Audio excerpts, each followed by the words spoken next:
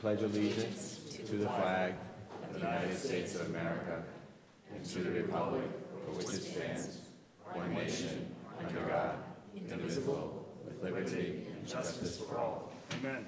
One and all.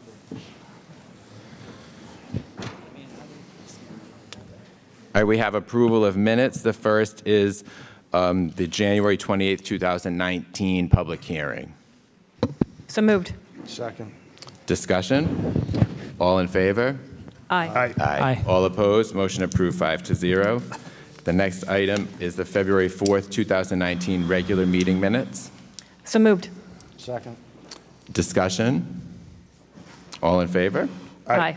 Aye. All opposed? Motion approved 5-0. And the next is the February 4th, 2019 executive session meeting minutes. So moved. Second. Discussion? All in favor? Aye. Aye. All opposed? Motion approved 5-0. We have two proclamations. So I'm going to step down to the other podium and ask Jim Manny, the town manager.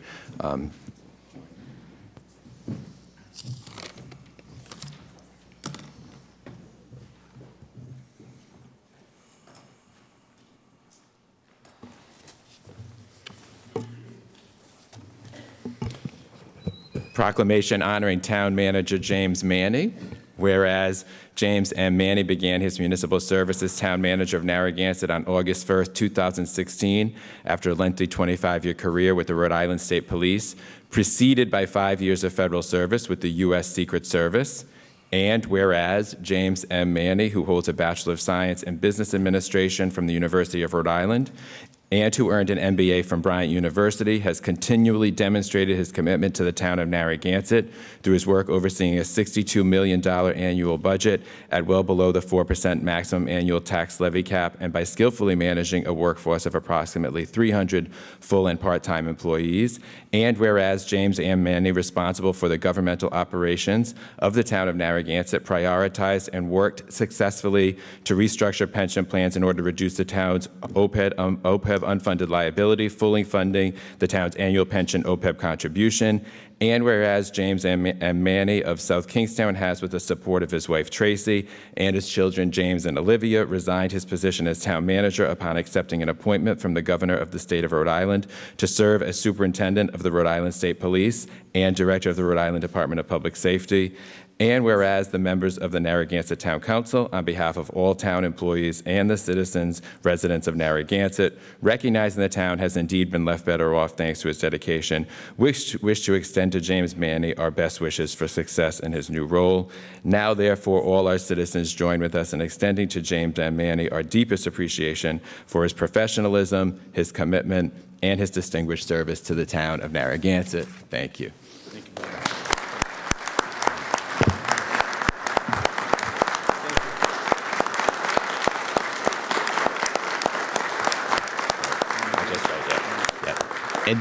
And Jim would like to say a few closing remarks on his last meeting with us.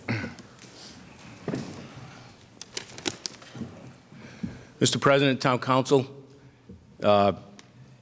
it's an honor to stand here before you again 2.5 years later, 64 meetings later, 2 years, 6 months, 19 days, and 12 hours. Not that I'm counting, but it's been a tremendous opportunity. I'm very thankful. I've said it time and time again. I'm very thankful to all of you. I'm very thankful to all employees of the town, and especially the residents. I really didn't know what to expect on August 1st, 2016. I thought I knew, but it turned out to be such a tremendous experience. It exceeded my expectations times 10. What I learned and what I dealt with in town, and I would do it all over again. The highest compliment I got was just last week. The town council graciously, and the people of Narragansett graciously gave me a going away get-together at the North Beach Clubhouse. And the next day I had to go up to the State House regarding another matter, and the governor saw me, and she said, "Did you have a party last night?" I said, "I did." And she said, "I thought town managers usually get ushered to the back door within an hour of them being released." I said, "Well, I kind of have a special relationship with Narragansett." So that was such an honor, and I want to thank town council for doing that for me and for the residents that showed up. In closing, I just want to say that I really owe a debt of gratitude to the people that hired me, the people I worked with, town council. My senior management team lived up to every expectation that I ever could have thought, and by the expectation of the town council, which told me I had the best senior management team employees in the state, and I did, and I'm not saying that lightly. I also want to thank again, for the umpteenth time, the employees of this town. The 150 full-time employees of this town like nothing I've ever seen. They're all embedded in this society here. They care about this town. Half of them live in Narragansett, half live right over the line. And they really care about this time, and it's most evident by the financial decisions they made a couple of years ago by reducing their benefits for the better of the town, which saves the town hundreds of thousands of dollars and will save the town millions of dollars every year, starting within 10, 15 years. So once again, thank you for everything. Thank you to you, thank you to you, and thank you very much to all of you. Thank you.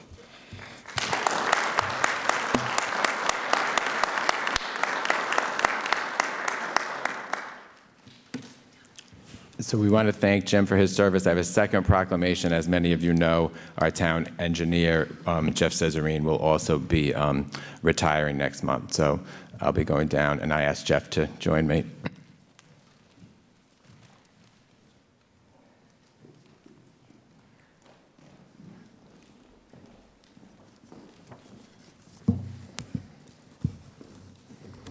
A proclamation honoring town engineer Jeffrey Cesarine.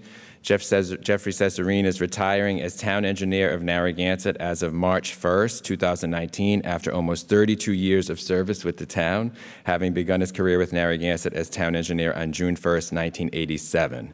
And whereas Jeffrey Cesarine was acting town manager from July 10th, 1992 to October 19th, 1992, November 24th, 1995 to April 22nd, 1996, October 16th, 2006 to May 21st, 2007, when he was appointed as town manager until August 20th, 2009, and then acting town manager again from January 28th, 2016 to August 1st, 2016. And whereas Jeffrey Cesarine as town engineer supervised the engineering, water, and wastewater divisions, and whereas Jeffrey Cesarine managed and assisted in numerous town projects, including renovations of the Public Safety Building, North Beach Clubhouse, North Beach Cabanas, the South Pavilion, the Towers, and the Parks and Recreation facilities at Clark Road, implementation of cell tower leases on the water tanks, new construction of the boat storage facility, floodproofing of the Scarborough wastewater treatment facility, purchase of streetlights, and solar reuse of the Superfund sites. And whereas Jeffrey Cesarine managed numerous stormwater drainage projects, installation of new sewer projects in multiple neighborhoods, and water system upgrades, including the Point Judith water tank. And whereas Jeffrey Cesarine has a Bachelor of Science degree in engineering from Clarkson University and is a registered professional engineer in the state of Rhode Island. And whereas Jeffrey Cesarine has a Bachelor of Science degree in and whereas Jeffrey Cesarine has served on numerous boards and committees, including chair of the board of the Rhode Island Interlocal Risk Management Trust, and has participated in the Rhode Island Department of Environmental Management Boot Camp Operator Training Program as an instructor. And whereas with the love and support of his daughter Alexis and son Michael, Jeffrey Cesarine has been a powerful influence for good in our community. Now, therefore, all our citizens join with us in extending to Jeffrey Cesarine our deep appreciation for his distinguished services and our best wishes for continued success in his future endeavors. Thank you.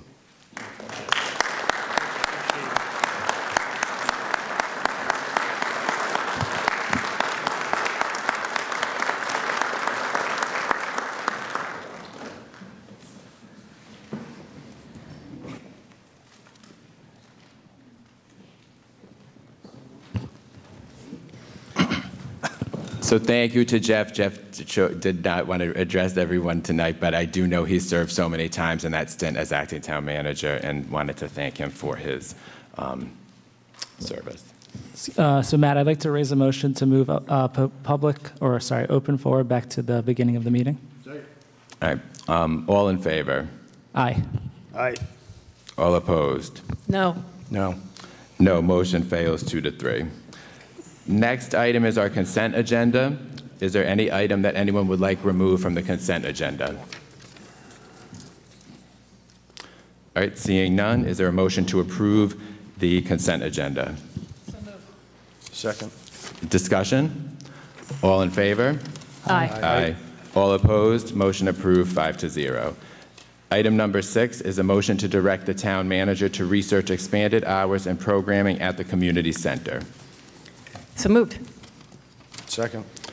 Discussion, this item comes from Jill Lawler. Jill? Thanks, Matt.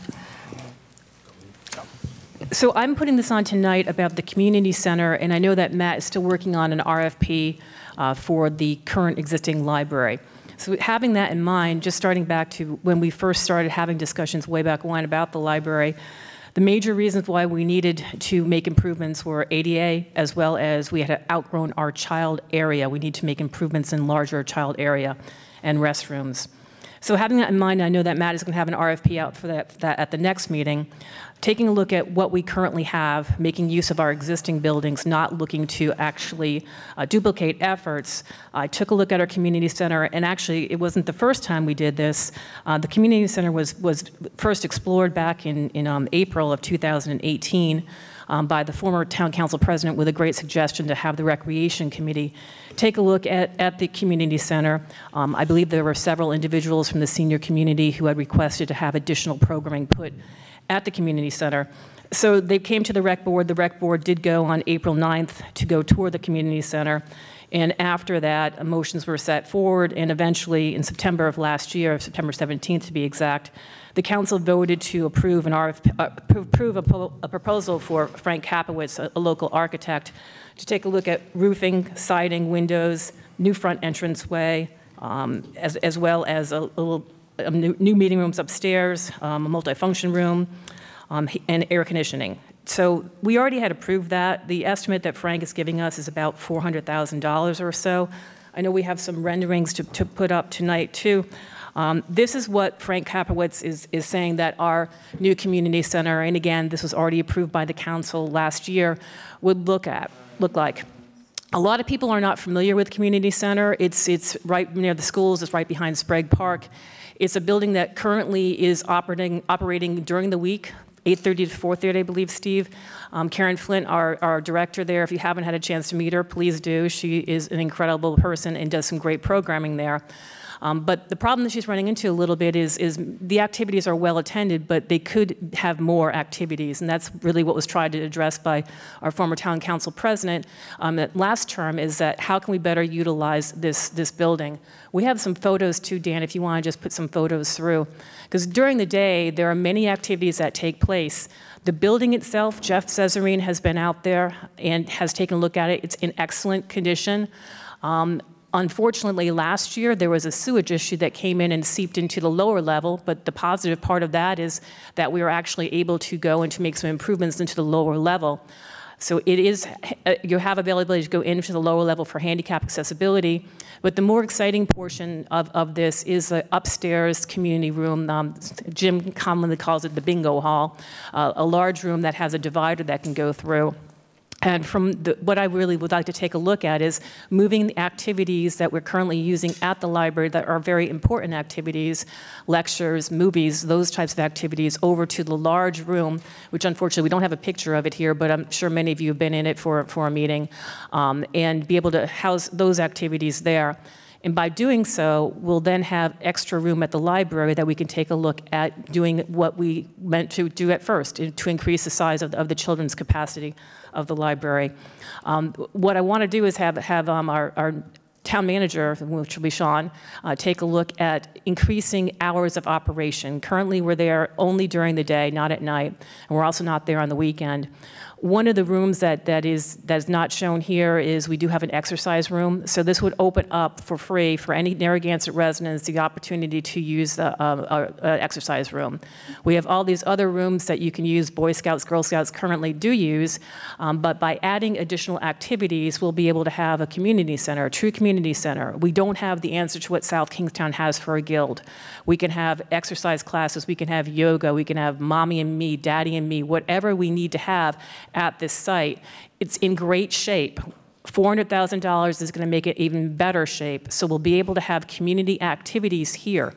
One thing that I'd love to take a look at, I did speak to Dr. Cummings about this about a year ago, and I know that Rick spoke with him recently about it, potentially having before-school programs at the community center for the local families to be able to have some place for the children to go before school, as yet another reason why we can attract young families to the town of Narragansett. So we have this building.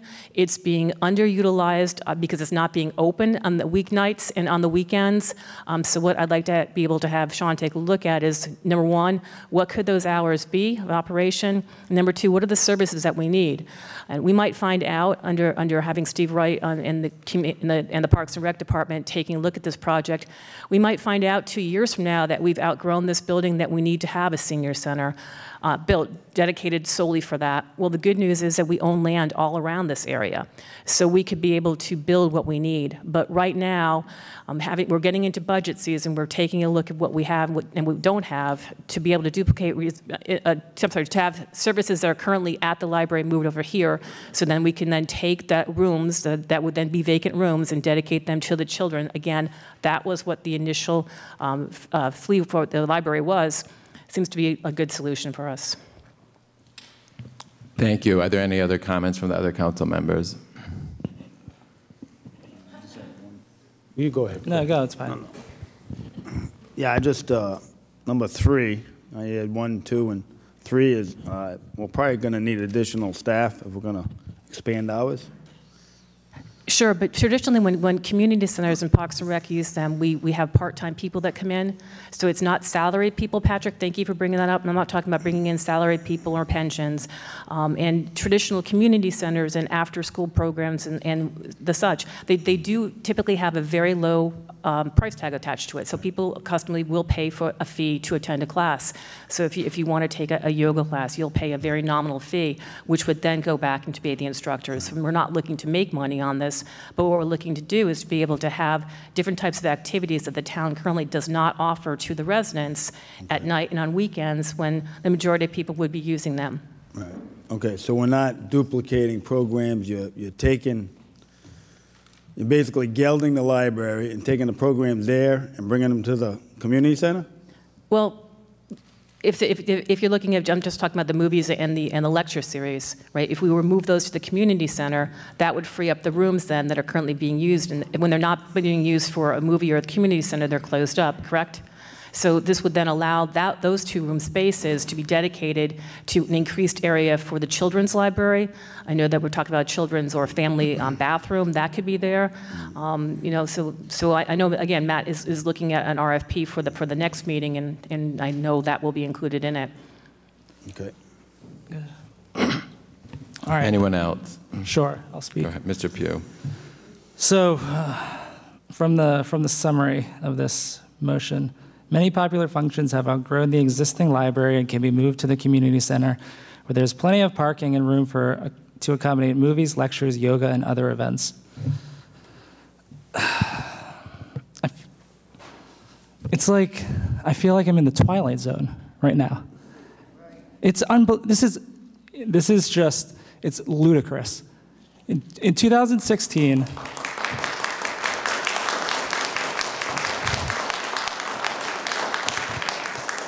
we had a ballot question in 2016. Acquire real estate to be used for a new library. It passed 67%. We could debate the Belmont building. We've been debating it. We're still building a new library. That's what was voted on. That is what eventually will happen. What you're attempting to do right now is to dismantle our library, take programs from it, and move it to the community center unilaterally. This group right here is going to dictate the programming for a facility, a department in town. It's almost like the GM of a sports team calling the plays during a game instead of the coach. It's not our job. The board, the library board, and the director and the staff, they dictate the programs at a library. The town council does not. In fact, if you look at the charter, the town charter, there's a library section. So section 42 in the charter, powers and duties. The Board of Trustees shall take possession of the library and shall therefore be the legal guardians and custodians of the library. They shall provide suitable rooms for the library, arrange for the proper care of the rooms, choose one or more competent persons as librarians, and fix their compensation, and make all needful rules and regulations for the government of the library. So I could talk about the last election, the new library that's going to be built, but when it really comes down to it, we technically don't even have the authority to move programs from the library. That's the board. That's the board. That's the Board of Trustees. It's in the charter. The town council cannot meddle in those operations, which, I'm reading the summary right here, and you're saying directly here that these are library programs that you want to move. So I'd actually like to ask the solicitor, Mark Davis, about this. Your reading of the charter. Is this even, I'm going to say that this is not under our authority to do, and I would like you to confirm that. I wasn't quite prepared for that question. I am familiar with the charter section dealing with libraries, and it is true. I can't recite it verbatim. I have it here if you'd like. I have it printed out. But I do know they have a great amount of autonomy with regard to that. As far as picking certain activities or functions, I don't know that it would be exclusive. We'd have to look into that. But for example, I think I heard you say yoga. I don't think yoga would be a typical activity for a library to have exclusive venue over or jurisdiction over. So if the town wanted to offer a yoga class, I could see the town being able to offer a yoga class, as they do on the beach, for example. Typical library functions, whatever that is, after having that long discussion a couple of weeks ago, I leave that for others to debate, would be, I think, worthy of a discussion. But I don't think you could say to the other members of the town council that, because a library holds or hosts an activity such as yoga, the town's prevented from offering yoga somewhere else. Correct, but nothing that the town council does with a vote here would have any bearing over which programs are offered at the library. They can't direct the I believe that's true. Correct, right? Yeah. So the idea that we're going to move the movies from the library, without even talking to the board, and just have them at the community center, these are going to be library functions, that's invalid. One thing is, I wouldn't say it's invalid, especially the motion is to direct. It's a motion to direct to research expanded hours and programming. It's going to come back to us. Well, let's change the wording then. It should have nothing to do with the library. But does it say anything? It says motion to direct the town manager to research expanded hours and programming at the community center. What's the summary? Why do we write a summary if we're going to ignore it? You don't amend summaries, Jesse. Well, it's the intent, just like your intent last time to sell the building.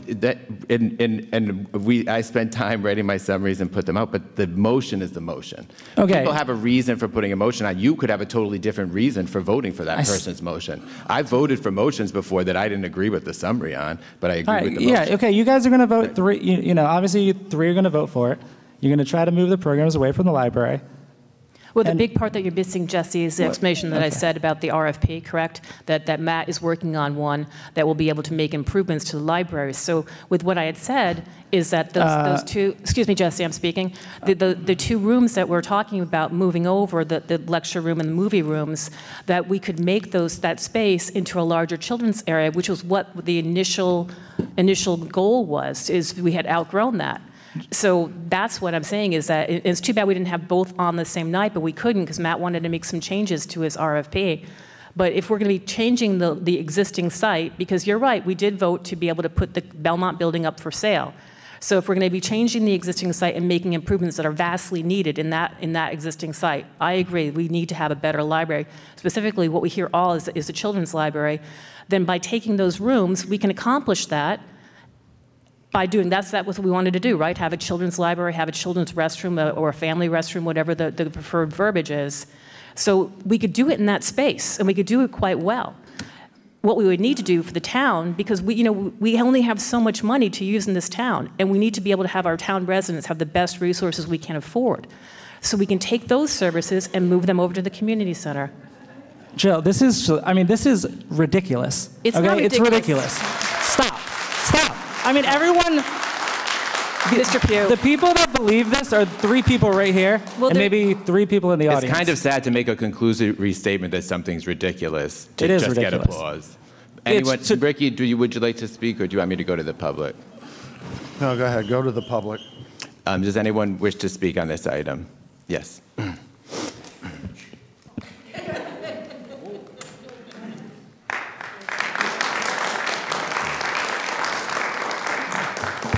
My name is Patty Arkwright. I'm the library director here in Narragansett.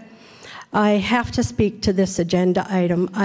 First, I want to say that I think you needed to come to me or the board to ask about the use of the rooms. If you eliminate the program room, there will be no story time, there will be no children's programs, because that's the only room we have to use.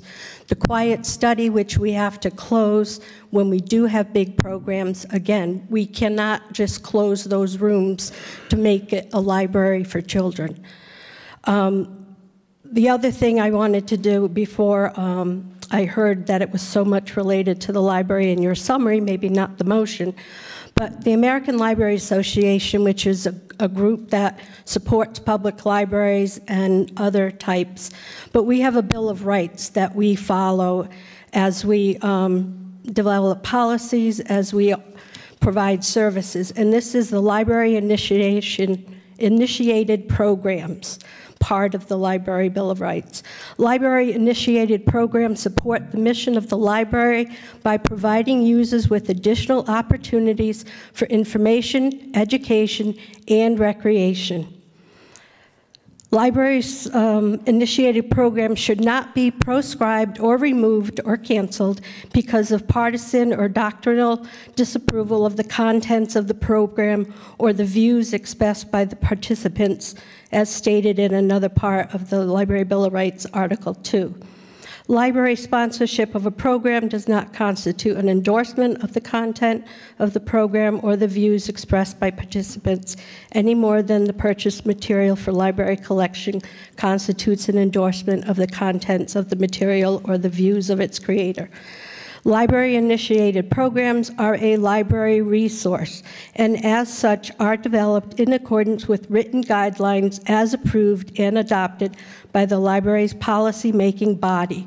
These guidelines should include an endorsement of the Library Bill of Rights and set forth the library's commitment to free and open access to information and ideas for all users, no matter what age.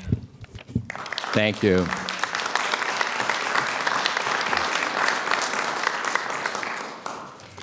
Carleen Town, 240 Wood Hill Road. When I saw this motion on the agenda, I was pleased that Meg Rogers posted Ms. Lawler's full summary on the forum page. Yes, the community center is underutilized, and for a lot of reasons. I, for one, always thought of it as the Narragansett Senior Center, not the community center. Even its newsletter focuses more on seniors than anything else. Its mission statement is to promote the health and well-being of our aging population through programs and services. The last time I was in that building was years ago when my district voted there. I didn't want to base my opinion of it on that experience, so I went there today to see if I could figure out why it is underutilized. I was there around 3:30 this afternoon, and I was the only person there except for a staff member in the office.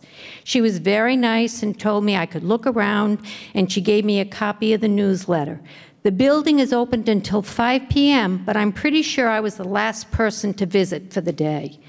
From there, I went to the library. It was packed with people of all ages. There were children in the children's room. There were people in the program room. There were people reading newspapers in comfy chairs. There were students at tables. There were people in the stacks. There were people everywhere, probably because we all know that the library is geared to the needs of all ages, not just seniors. Who will pay for the recommendations Ms. Lawler made in her summary? Obviously, the town would have to hire more employees. And why more employees to staff an empty building? Why would they get, I know you said they wouldn't be part of the pension system, they'd just be part-timers. I don't know how you can work that, but everything Ms. Lawler suggests would have to come from taxpayers' money. There would be no state reimbursement from OLS as there would be for a modern library. There are patrons waiting in the wings to donate money for a state-of-the-art library here in Narragansett, as presented to you by Mr. Barry, the fundraiser. Do you honestly believe there will be patrons willing to donate to the Community Senior Center?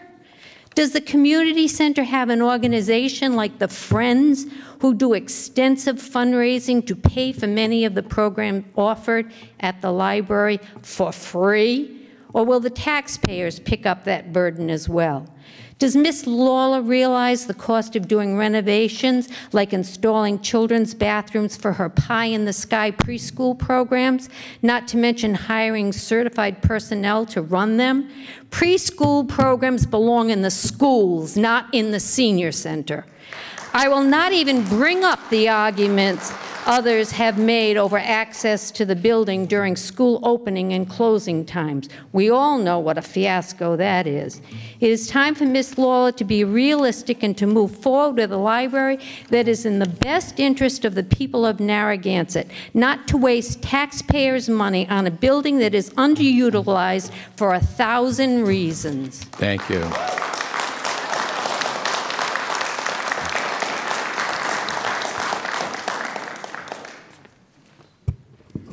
Hi, I'm Kevin Ryan from Roxbury Avenue. The opposition to the Belmont Library going ahead is basically financial. People are thinking it's just too much money for the town, even though the people did approve a referendum and they knew exactly where the money was going when they approved at 67%, approving the borrowing and so forth. Now, if it's a question of saving money, why would you then turn around and spend $400,000 at least to renovate the community center? It makes no sense. That's a lot of money, and it could be more than that. The second thing, the increase, is in employee costs. There has to be someone in that building at all times. If it's going to be open evenings and weekends, that money adds up. It could be $100 grand a year or more just to keep somebody in the building for safety reasons and the like. And third, increased costs at the present library. So you're spending a lot of money to save money. It just doesn't make any sense. Thank you. Thank you.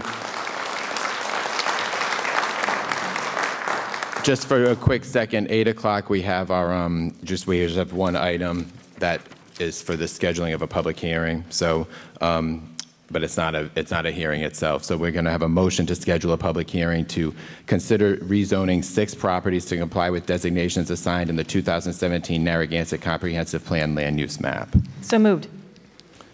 Second. All right, so discussion, the earliest this could be done would be April 1st. Is that a date that would work for everyone, or would someone like to do a later date? Everyone good. Everyone, any thoughts? Yep. April 1st? All right, motion to approve this for April 1st at 8 p.m. All in favor? Aye. All opposed? Motion approved 5-0. Okay, so back to item number 6. Is there anyone else? Yes, Ms. Shields.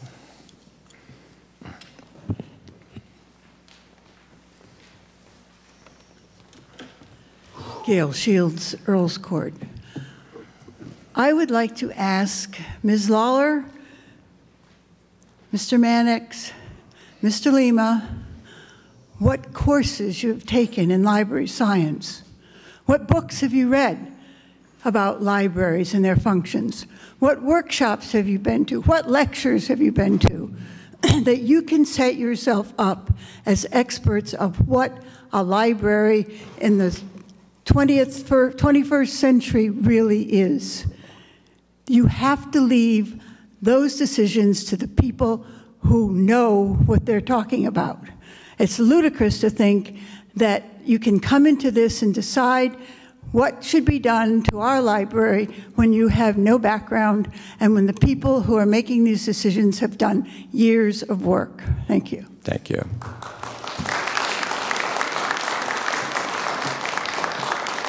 Stanley, and then Rosemary. Stan Wachowski, Narragansett. I want to thank you, Ms. Lawler. I think we got to look back and see all our facilities, all of them, and try to utilize them all. And this is a first step. You know, maybe Sunset Farms, another place we could do some yoga. I don't know.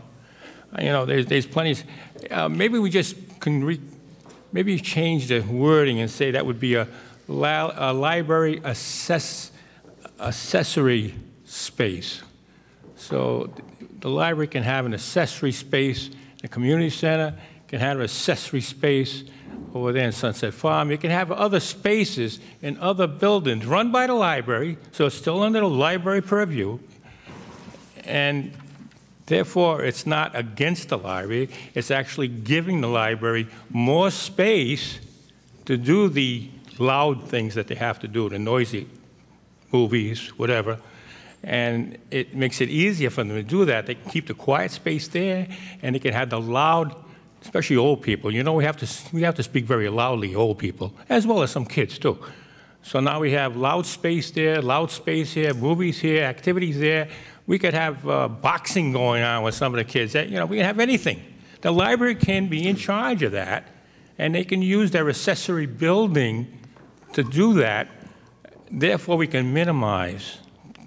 I had an article from Jamestown paper, and they're in the same situation in the library, and they made a choice of adding on 3 separate additions to the existing building. So they got 600 square foot accessory spaces to their existing library for $2 million, and they feel they'll have a children's room, an old person's room.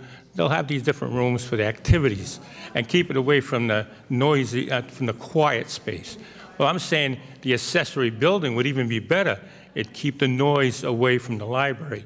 So continue to look at that. I'm not saying I have the idea and I have the solution, but we should look at accessory spaces available to the library for their use in other buildings and facilities in the town. Thank you. Thank you.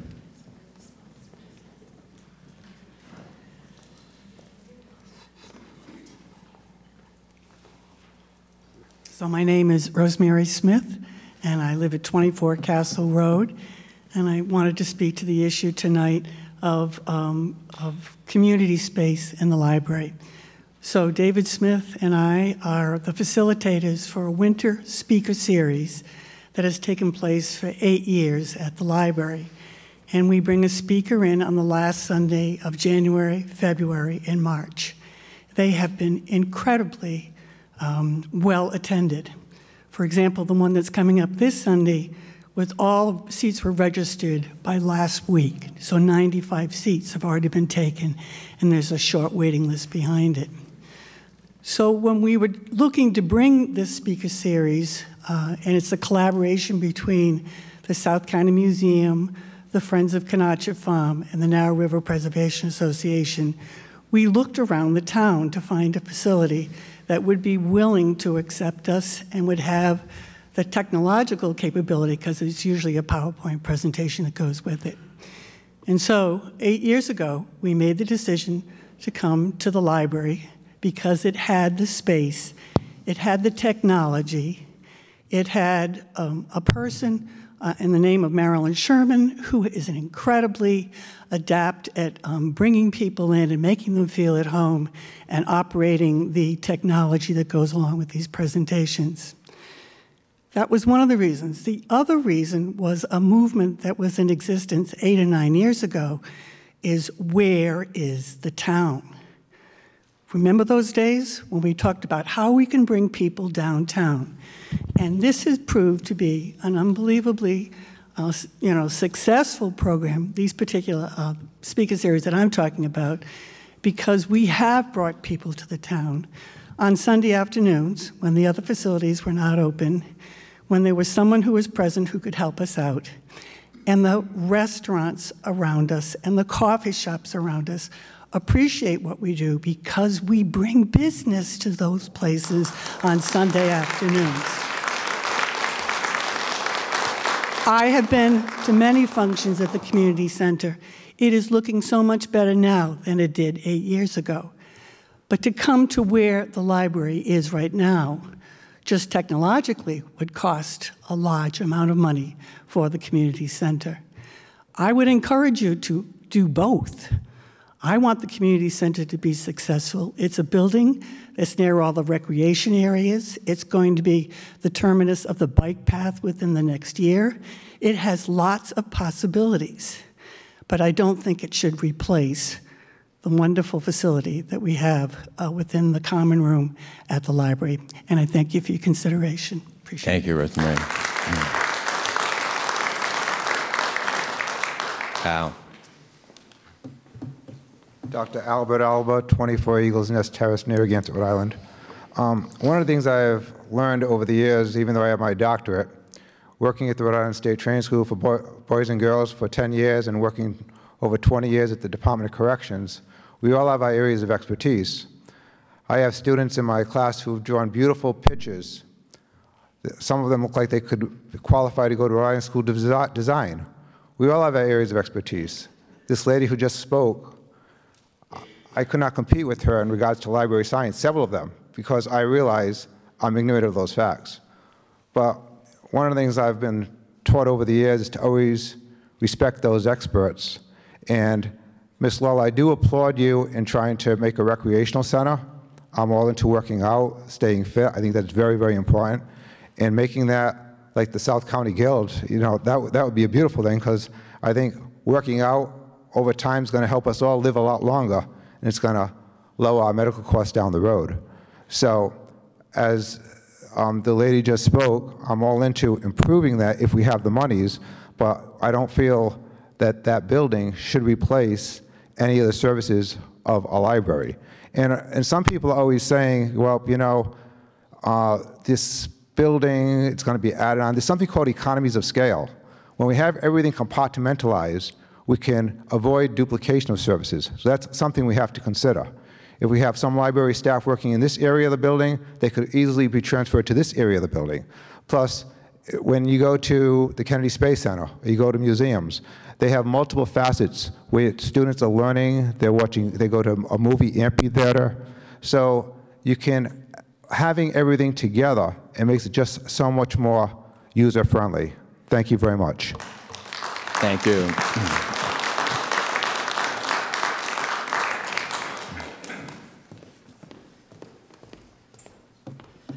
Ellen Koima, 109 Westmoreland Street.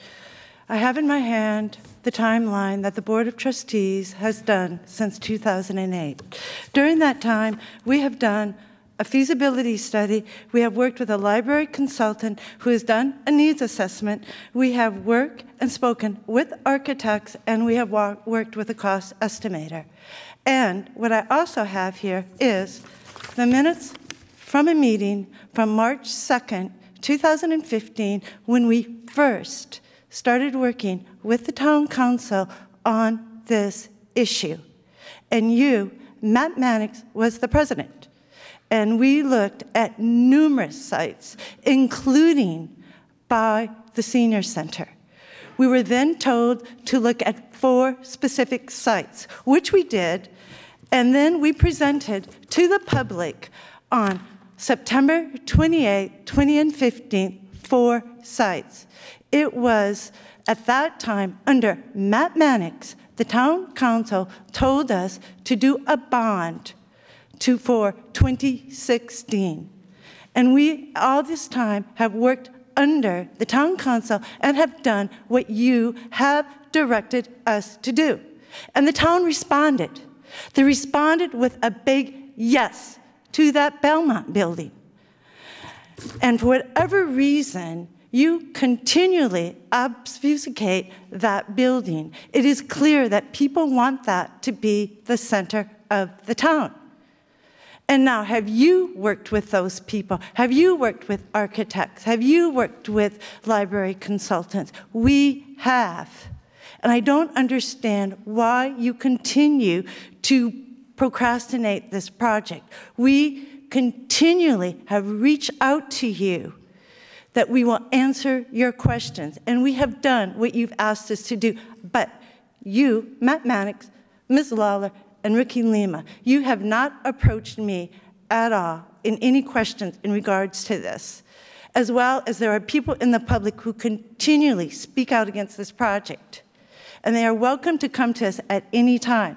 I've spoken to this in the past, but I think it is clear that we did our research for this, that a site for the library, as directed under you from 2015, is the Belmont building. And I don't know why you continue to procrastinate on that. If you have any questions, you are welcome. I have 15 minutes left. No, I know. It sounded like you were wrapping up, but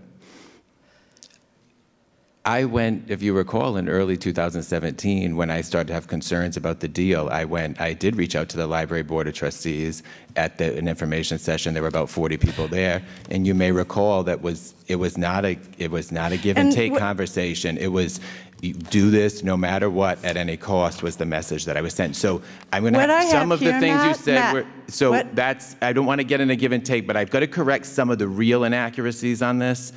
It's okay to disagree, but I think there's been some things out there that have been untrue, and I'm going to start to call out the things that are Okay, and lies. I think what I want to point out as well. So I did reach out. I'm going to point out right now to you. But I did reach out. That January 14th of 2019, you called a work session, which we're all present. These are the notes that I had prepared in advance. And you know what, Matt? They were all covered.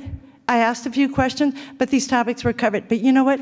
You didn't ask a single question. You keep saying that you have questions and you want things clarified.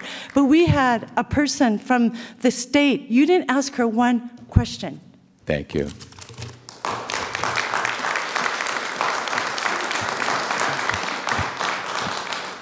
Mr. Shields.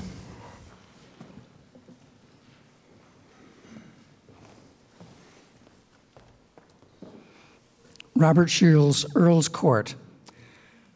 I have two questions immediately that come to my mind on this motion. One is, and I'd appreciate your comment, Matt Mannix, who came up with the cost estimate of $400,000, and how does it break down between investment in the building and additional salaries for people, for additional people? That's one question that I think you need to answer tonight. The second concern I have is that I do not believe, and I'm speaking for some library employees, I do not believe that one of them would ever go from the library building that now exists over to the senior center to conduct anything. They would just simply not be interested in doing that. So it's up to you to staff anything that you do there on your own. Thank you. Thank you.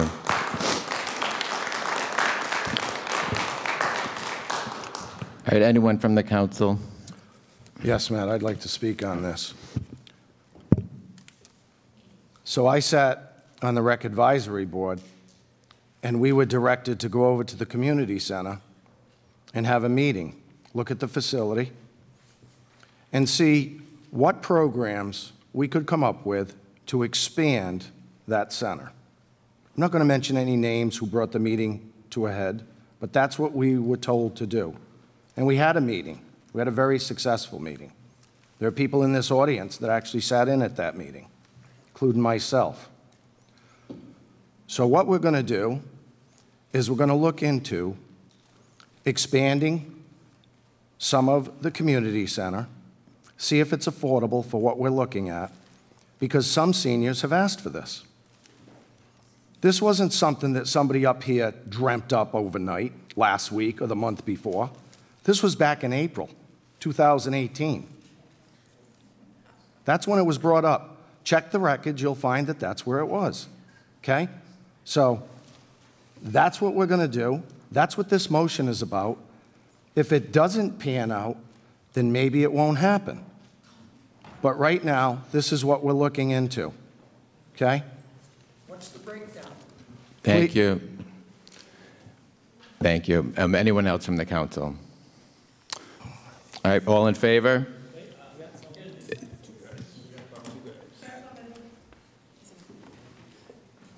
Wynn, go ahead.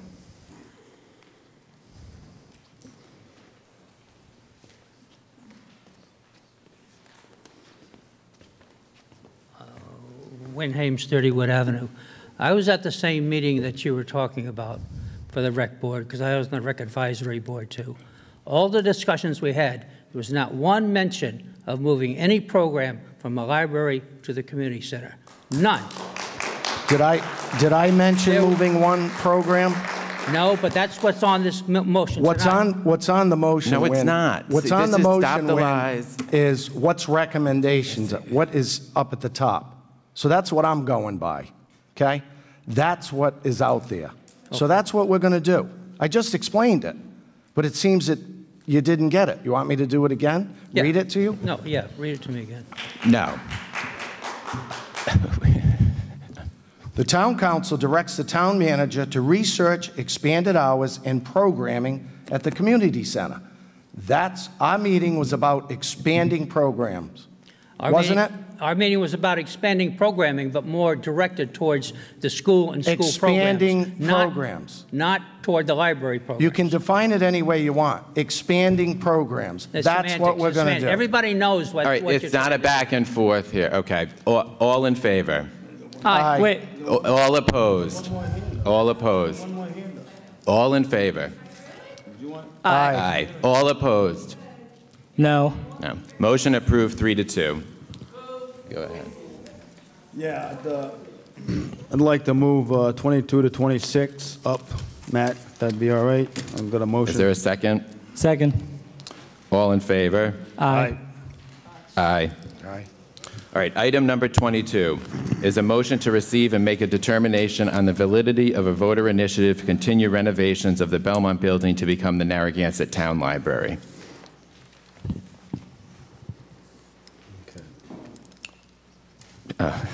But I need a motion. I'll make the motion. Second. Second. Win, just before you, I'm just going to go over the procedure, and then I'd like to hear from you. All right. So this voter initiative process obviously is, well, I don't know if it's obvious, but this is something, is a unique characteristic of our charter. Many cities and towns have it, many states have it. And the basic process is that an applicant files a petition with the town for voter initiative. In this case, the petitioner was Mr. Hames. The town clerk then marks that filed. Town clerk immediately forwards that petition to the town solicitor. The town solicitor has to submit a written opinion regarding the legality of the petition to the town council within 14 days of his receipt of it being marked filed. Then at the next town council meeting, which is where we are at in the process right now, the council determines the validity of the petition. So that's the motion that's in front of us. And what this does is it allows the voters to directly put an item onto essentially the docket of the town regarding rules, regulations, ordinances, and laws. Before you speak, Mr. Hames, I just want to make sure from the solicitor perspective that I've characterized that correctly. The process was recited properly. Okay, so then now we have these 4 items, 22, 23, 24, and 25. Those items all had initiatives. There were 4 that you had put forward. Yep. And we will vote on them separately, but discussion-wise, I think I'll go to Mr. Hames to see what he has to say about them, and then go to the solicitor to have him share his opinion, which we have in writing, but I don't know if everyone has. So go ahead. All right. I did file these 4 petitions. The town solicitor has some objections as to the process or to the wording. So I would like to withdraw petition for 22, 24, and 25. Okay, thank you. So right now they're in front of us, so they can't really be withdrawn per se. We still have to vote. The next step in the process is, if you see in the motion, we have to either mark it as accepted, and then it goes forward to a process of collecting signatures to put it on a ballot, or it's marked invalid if it doesn't comport with the charter. So that's what this discussion is. So you're indicating to us, though, that 3 of the 4 you're no longer really interested in. 3 of the 4. I talked to the town clerk today to withdraw it this afternoon. She said I could probably come here and withdraw it. I also talked to an attorney, and he said the same thing. So withdrawing these three, because of his objections, I have reworded them and resubmitted them to the town clerk. And I do believe the town solicitor has a copy of the new ones, which are worded to more what he is looking for, if I'm not mistaken. It's just at this part of the process where you are, Wynn, is that it's not, they've come to us, so they can't be withdrawn. They're put on the agenda. Maybe So they're yeah, withdrawn but we can. No, I mean we take that into consideration in the discussion, obviously. So, with that being said, if you have nothing to add. No. Okay. Well, I'm going to turn it over to the solicitor. I don't know what his, I know what his objections are, but. Well, I want him to summarize those. So, if you could talk about the four of these, even if the 22, 23, 24, and 25, and we'll take each separately. Okay, well, I'm not going to read Mr. Hames' petition in its totality, but I'll summarize it. So the first one was submitted to the clerk and date stamped January 18, 2019. In the petition, Mr. Hames had expressed an interest not to sell the Belmont building and to continue with renovations of the Belmont building. I have submitted a written opinion, as I'm required to do, and I found the petition to be invalid because the petition actually predated the date the council voted to sell the building. So the petition was dated the 18th. The town council voted to sell the building thereafter. So I found it to be invalid because it was filed untimely. The next one on the agenda is the voter initiative entitled Recall, also submitted by Mr. Hames, date stamped January 23rd, 2019. This one is a little bit trickier in the sense that I think the subject matter is proper. The subject matter is proper, but the form in which it is laid out and in which it was submitted is lacking. And so I really don't have the wherewithal to say, Mr. Hames, you should reword it. So I found it to be not legally valid because it really doesn't ask for anything. It makes a statement. And so the petition says, in part, I hereby petition the Narragansett Town Council for the following, recall. It simply states recall, followed by procedures. It does not request that the Town Council take specific action, such as amending the town charter or enacting a new ordinance or resolution or a law. So I found it lacking in specificity, and I think that could easily be addressed, but as it's written, I found it to be invalid for those reasons. The next petition Mr. Hames submitted was to reverse the decision to sell the Belmont building, date stamped January 23rd, 2019. I also found that to be invalid because, legally invalid, because the petition did not seek to enact and/or rescind a town law, regulation, ordinance, or resolution. Those are things that are spelled out specifically in the charter. So for those reasons, I found that to be invalid. And the last petition filed at that time, Mr. Hames, I just received them today, so I haven't read the new ones, to be completely frank. The last one that I had opined on was date stamped January 23rd, 2019, and that petition was to renovate the Belmont building, in part. And again, I found that to be legally invalid because it did not seek to enact and/or rescind a town law, regulation, ordinance, or resolution as required in the charter. That's a summary of the four that I received, the first being January 18, and the remaining three on January 23rd. So the voter initiative process basically allows an item to be put before the council, but it has to be a regulation, an ordinance, a law, or a resolution that is either being enacted or changed. So, for example, if somebody didn't like our height limits on houses, they could that would be a perfect fit for this. And they said we want to change that to 40 feet or to 30 feet. Right now it's 35 feet. So, so with that in mind and with the feedback from Mr. Hames regarding these, so item 22 is the one before us. So item 22 is, I'm going to see if there's any discussion from the council on, we as a council we get the advice from the solicitor. The steps in the process are the clerk sends the solicitor sends it to us.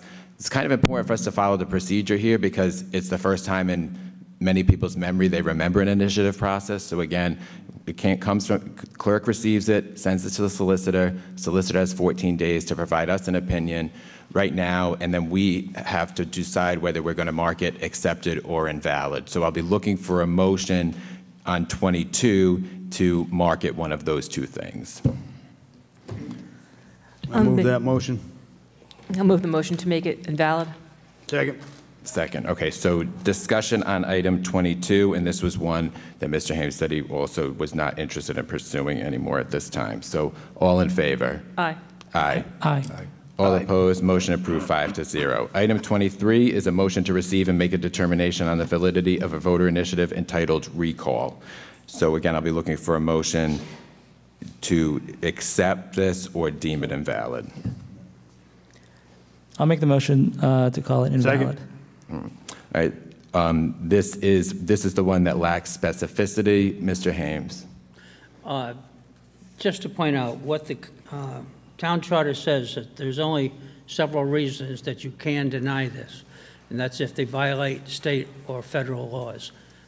And that, according to the attorney, is the only reason that you can invalidate any of them. Or state or federal statutes or common law. It says that in the charter, too. All right. Not just the constitutions. Okay. Well, that's important. That's an important omission when. Okay.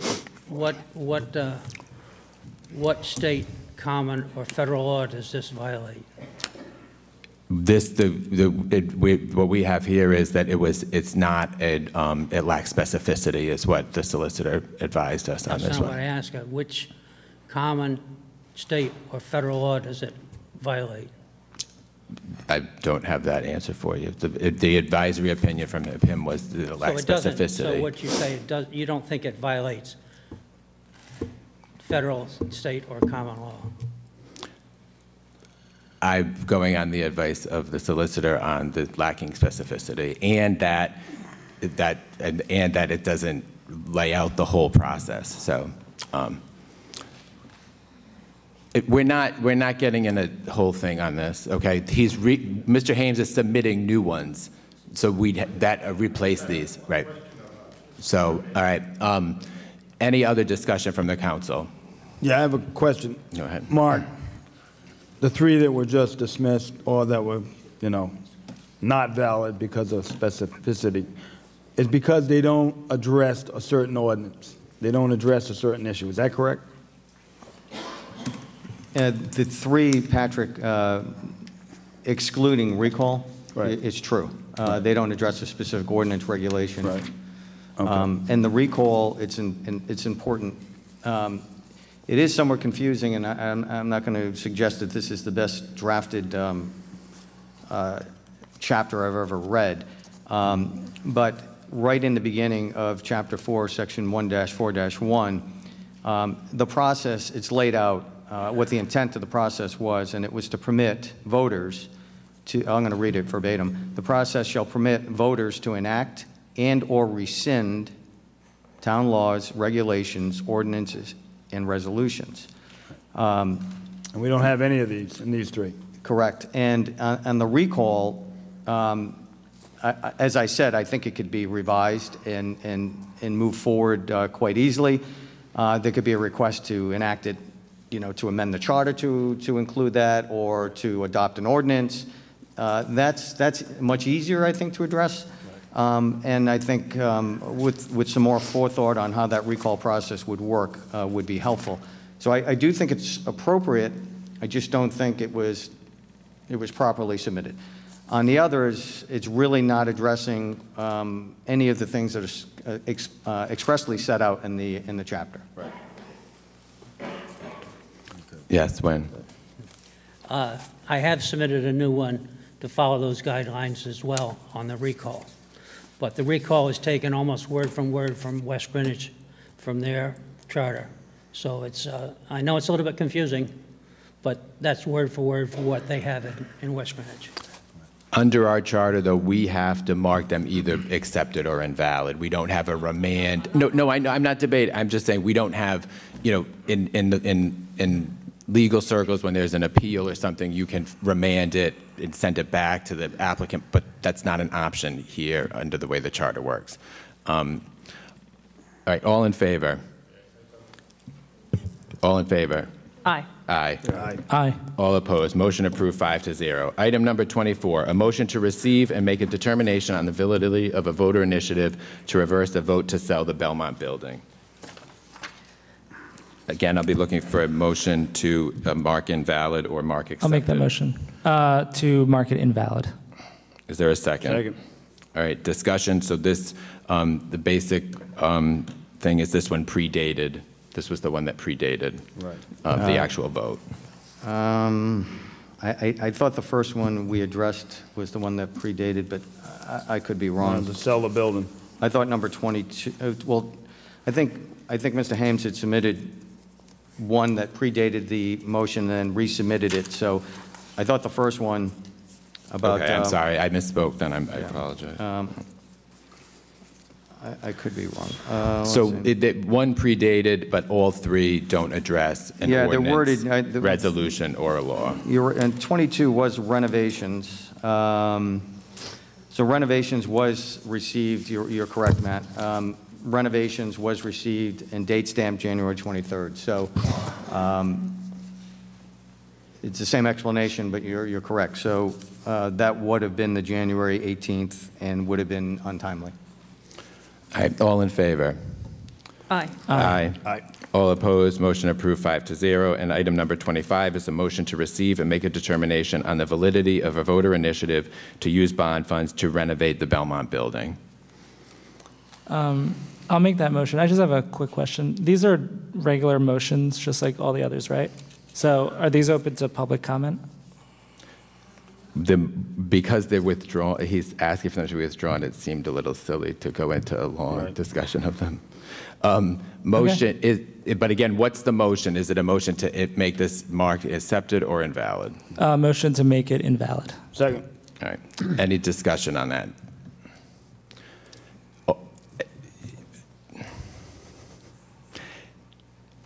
Go ahead, go. I mean, you understand, do you get it? I mean, what Carter Star, 23 2nd Street. It was just a minor issue that the solicitor mentioned, and then he reread it properly, I believe. We said that the voter initiative is to put on the ballot, where Mr. Mannix, you said the voter initiative was to come to the council. There's a big difference. A voter initiative that gets passed, is valid, goes to a vote.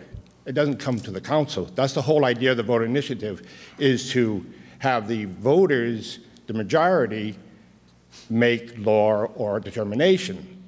And I think it got confused or misworded that the voter initiative doesn't come to the council. It doesn't come, no, so the process, I'm going to clarify the process. The applicant files the petition with the town clerk. Yeah. Town clerk marks it filed. Town clerk immediately forwards the petition to the town solicitor. Town solicitor submits written opinion within 14 days. At the next town council meeting, we then have to mark it invalid or accepted. If it's accepted, it goes out for collection of signatures for 120 days. And then it goes on to the next regular election ballot, which would be 2020, if those signatures are collected. I've left out a few steps about a board of canvassers. No, I understand that. So it does come, so I know that voter initiative doesn't come to the council because it's voter initiative. Just wanted to clarify that. Thank you. Thank you so much. Thank you. Mr. Vangamish. I'd like to stress the invalidity of this, and there's two reasons. One, is there a Belmont building legally? Answer, no. We voted on the old IGA market or renovate the current library. I have no problem with the old IGA market. I have a problem with the unconnected Pear Liquor Store and with the unconnected, beautifully structured outward building, but internally useless second floor, which is not connected to the store and connected wobbly to the liquor store. We've just got to, when we discuss this, please remember there are 3 separate unconnected buildings.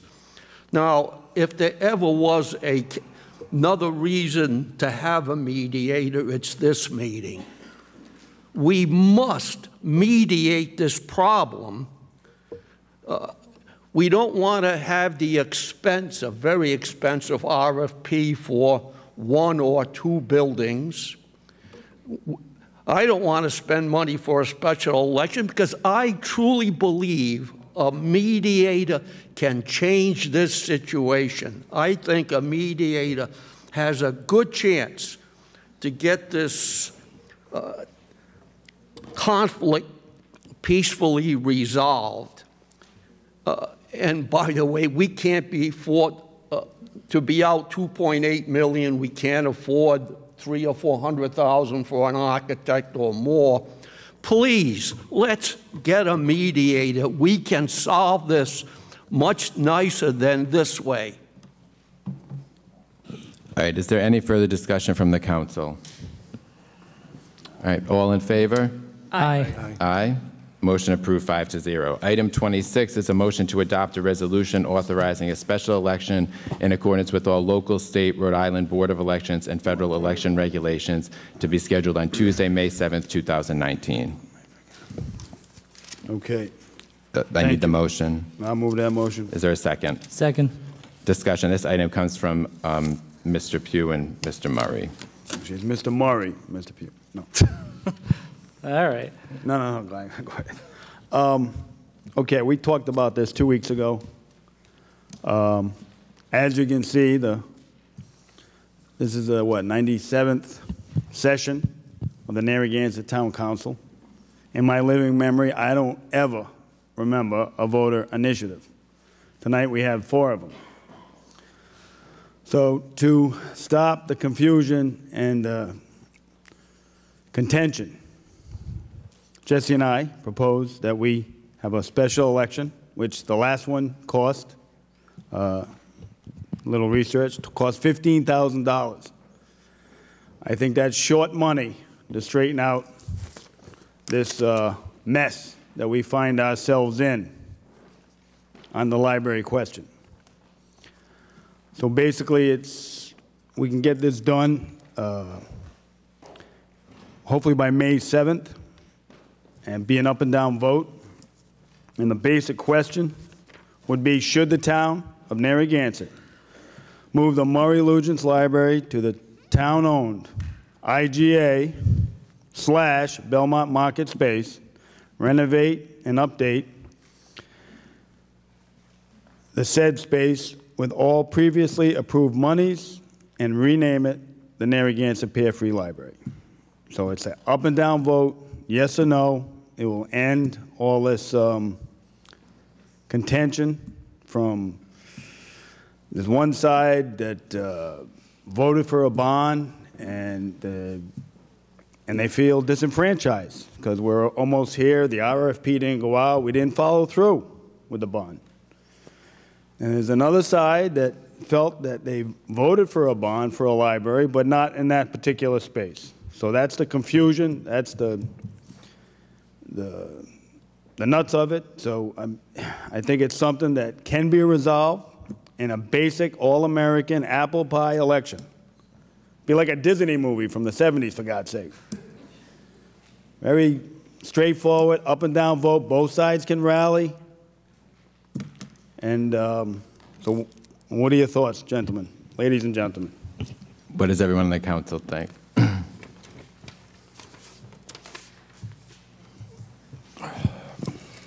So I think at the last council, this was presented and you voted No for it, Patrick. Voted no for what? Wasn't this presented in the last council? No, this was we talked about it. I talked about it, but this is a agenda item on this meeting. So it wasn't brought up at the last council? Oh, it was brought up, we discussed it. But what happened with it? Well, I said I'm gonna bring it at the next meeting. No, he's saying the last council, not the last Last meeting. council. Last council meeting. Yes. It was never on the agenda at any past council It was never meeting. on an agenda. Was Oh, you never. mean 2 years ago, when Yes. Jill brought it? Oh, no, it was never on an agenda. It was discussed, though. It was discussed, but that was for the 2018. This past election. This past election, okay. Right. So if we put it on at this past election, wouldn't have cost the town anything. Well, it's $15,000. Right. We can continue to fight and battle for the next 20 months. Yeah, okay. Or we can end it in 2 months. Right. So, I mean, Is that the plan, to battle for 2 years? Is well, that not the, me, is- not okay. me, I mean, listen, I'm I just I'm a want to be libertarian. clear, right? Yeah, it is actually the plan. Yeah, I'm a okay. libertarian. Okay, that's what that's important information to know. I mean, a lot of voters out there on both sides feel disenfranchised on the library question. We have an opportunity in our charter to correct it. For a short $15,000, $20,000, I think it will bring the town together.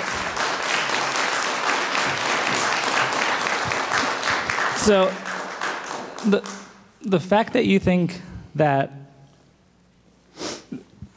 that close election and having a 3-vote block just overrules 67% and we're not going to fight that is pretty telling to me.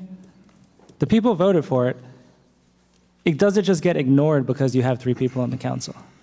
So, and I'm not done speaking. That's just one point.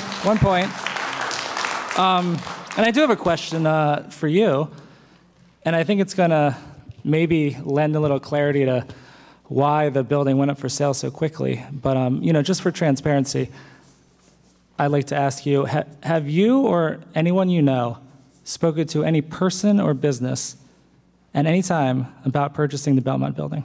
I have not, and as you know, we have this item.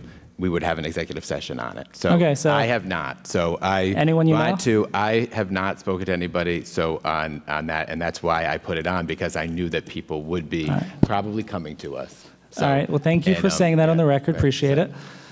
So for this item, so $15,000 for this election, for the special election. We can have it at 3 polling stations, so we don't have to have the full layout. We could have 1 central, 1 in the south end, 1 in the north end. We don't have to close any schools. We could do it on a Tuesday.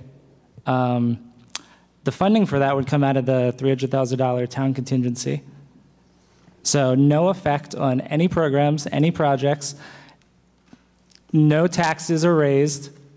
Literally, it's a negligible amount of money in the grand scheme of it. It will affect nothing in any way. And if expense is your early reason, Ricky, the last town council approved $26,000 in a unanimous vote, no discussion, to paint this assembly room. I don't think anyone sitting here is admiring the walls in here right now. I would have done it for 12. So $26,000. On this agenda tonight, we have $13,000 for a new lawnmower, which I think is fine, but that's $13,000 for a lawnmower. Nice job, though. Yep. So expense, I just don't really see how that is going to factor into this. The only thing that I can see factoring in is you possibly understanding that it's probably not going to go the way you want it to go, so you don't want to have the election. But I think the important thing is to see what the people want. The silent...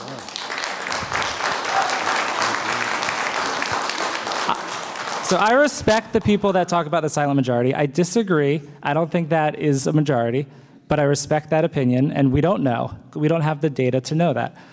But we can find that out. We can find it out definitively. We will pledge to follow the results of the election, and it basically solves the issue. And then I want to bring up one other fact, I guess, from the last few months. So we had the Neighborhood Associations Forum back in, I think it was late August or September of last year. There was a question on that forum survey The question was, as you oversee the design construction of the town's largest economic project, the new library, what is your top objective?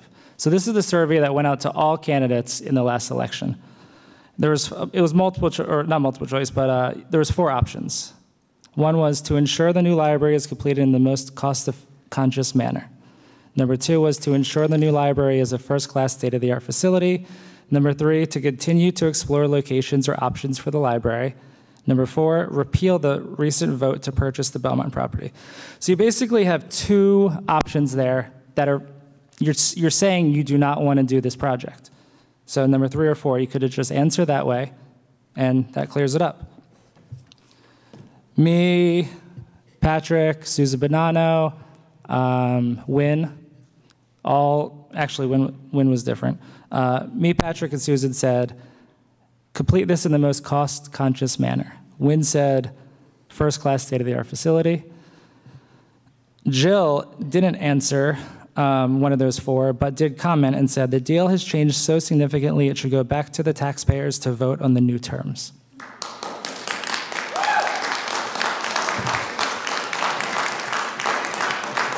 Ricky didn't even object in any way. He answered the same way me and Patrick and Susan did and said, complete this project in the most cost-conscious manner. Complete the project. Not complete it. Right. I want the best library in this town that the taxpayers can afford. I've said it, and I'll say it again. That's what I want. Okay, so why didn't you answer number 3? Explore locations and options for the library.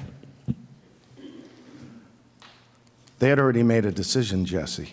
Oh, so you just answered? No, Jesse, there was already a decision made. What do you? Okay, and this isn't an argument back and forth. Exactly. Okay. Okay, so then you just said what you thought people wanted to hear. Got it. So people put words in your mouth. So you're seeing the one-issue candidates right here. Everybody at home, these are your one-issue candidates. I want everyone to be very clear. They've dragged us through this for 2 months. It's a disgrace. It is a disgrace. It's a disgrace. You boo all you want.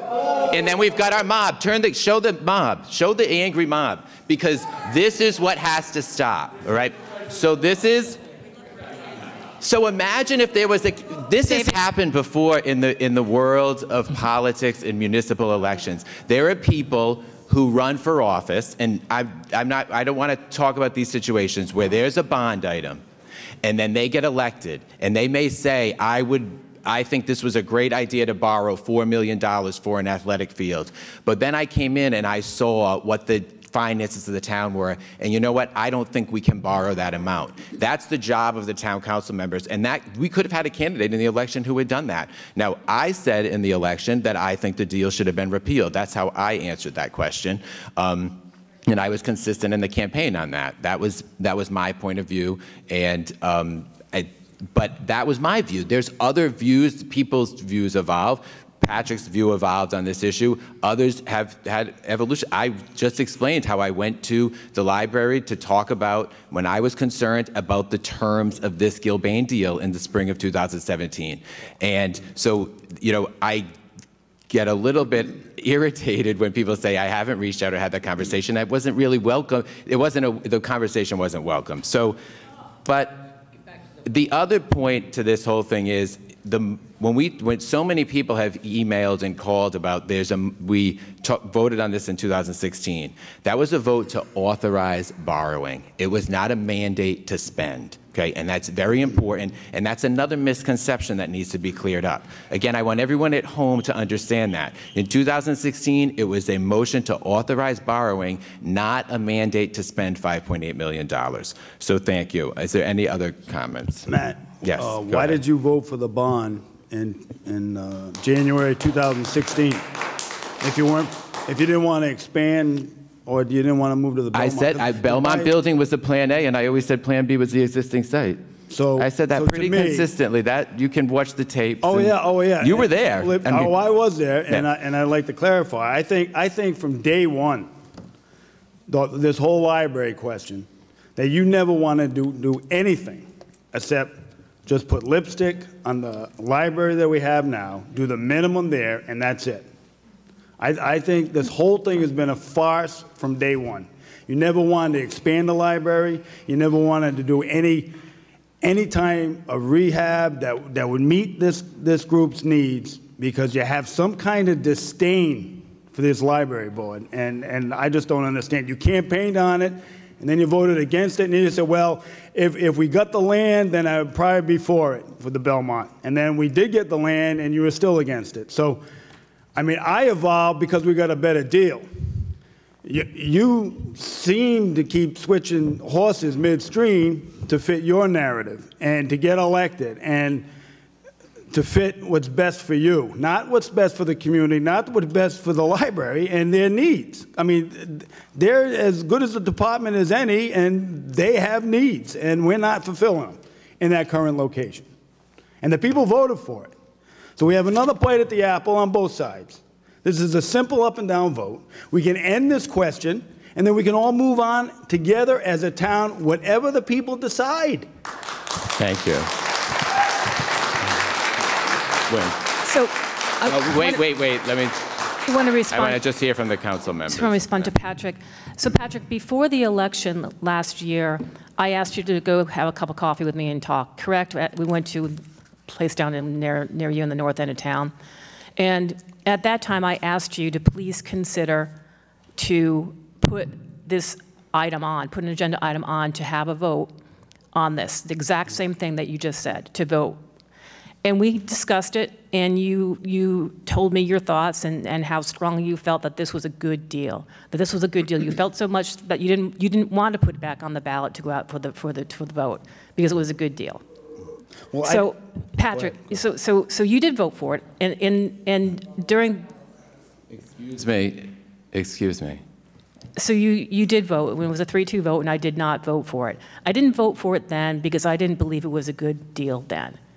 Since then, I've had the opportunity to meet with bond counsel, to meet with OLIS, to find out misconceptions that have been out there. And I think it's even worse of a deal now. So, Patrick, I would not vote for this. I am not going to vote for this evening to go out for a referendum because it's even a worse deal now that I have facts that we didn't know before. So my answer is no on this. Okay. All right. Well, I mean, the new facts are that we have a business in place that's paying the camp charges. We're netting, we're not netting, but we have an extra $22,000 a year that can go towards the maintenance of the IGA Belmont space. I mean, and the thing is, I didn't want to put it on the ballot back in when we had coffee because we didn't have 160 people at the meeting objecting to the sale of the building. I mean, there's people. But you knew there were people. I believe. There's a lot of people who are disenfranchised because you guys, they voted for the bond, and you guys are just going to kill this thing on 3 votes. And basically, Jill, you won by 87 votes, and I think doesn't matter. Well, the thing is, it doesn't matter. There was the vote margin. I kind of thought you were going to bring that up. The vote margin is so small. Let him finish, and then Jill's going to go. Your side's argument is on the bond vote that people didn't understand what they were voting for. Okay? I think if we took an independent poll today, I think people have more buyer's remorse over the results of the 2018 town council election than the bond vote of 2016.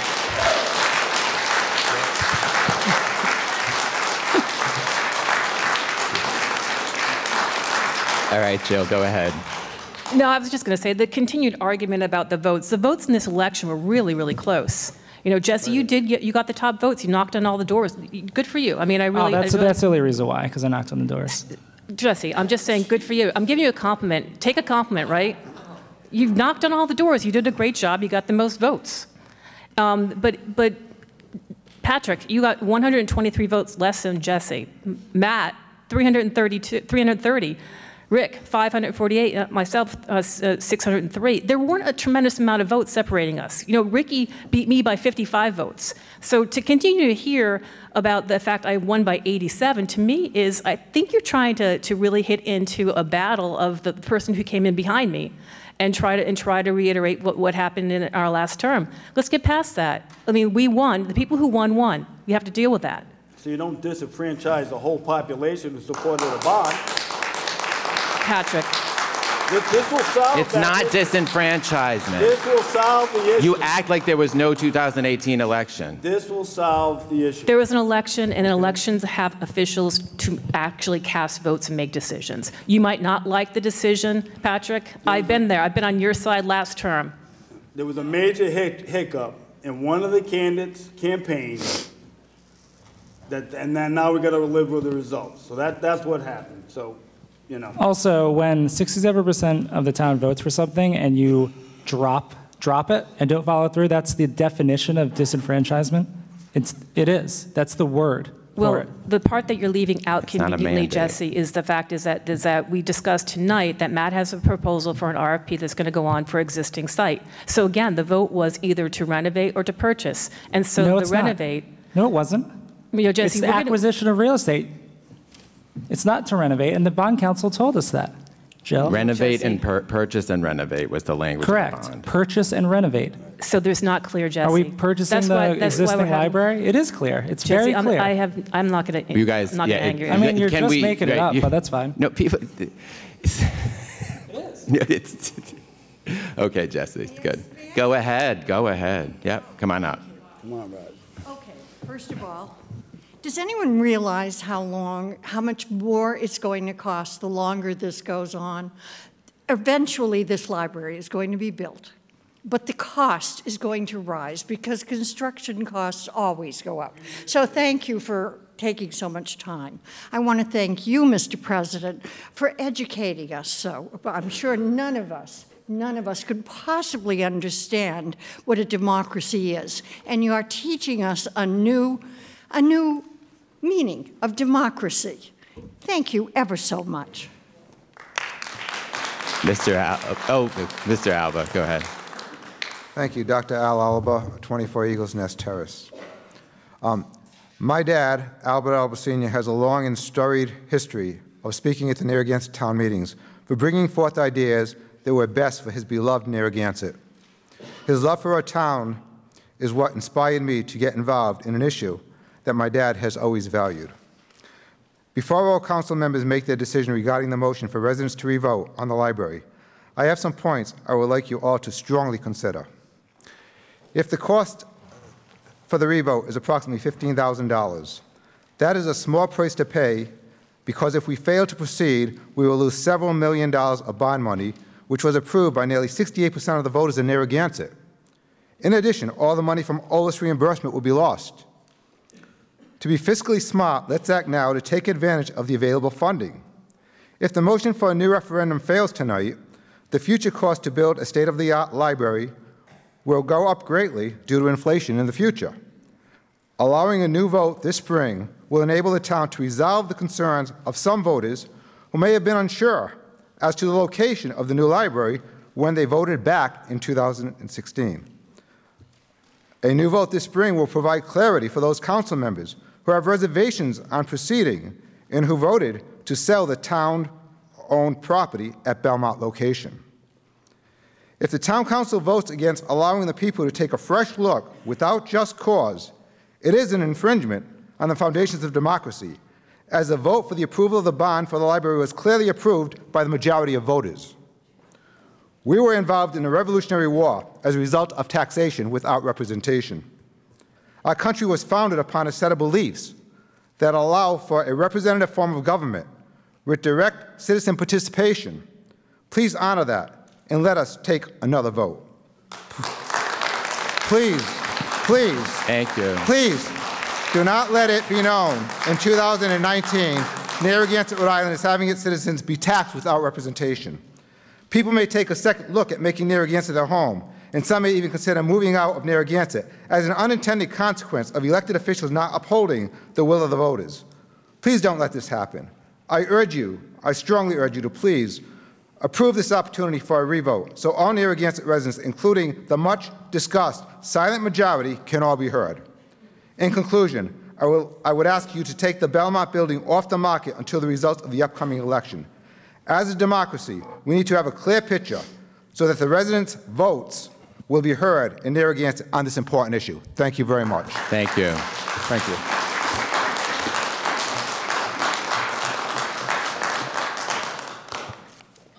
Portland, Hames, 30 Wood Avenue, forget where I live there. Voter initiatives. I withdrew those and I filed new ones with this in mind, Patrick's motion to have an election. It would be the least expensive way. You think that you've got the silent majority out there. The library people think they have the majority.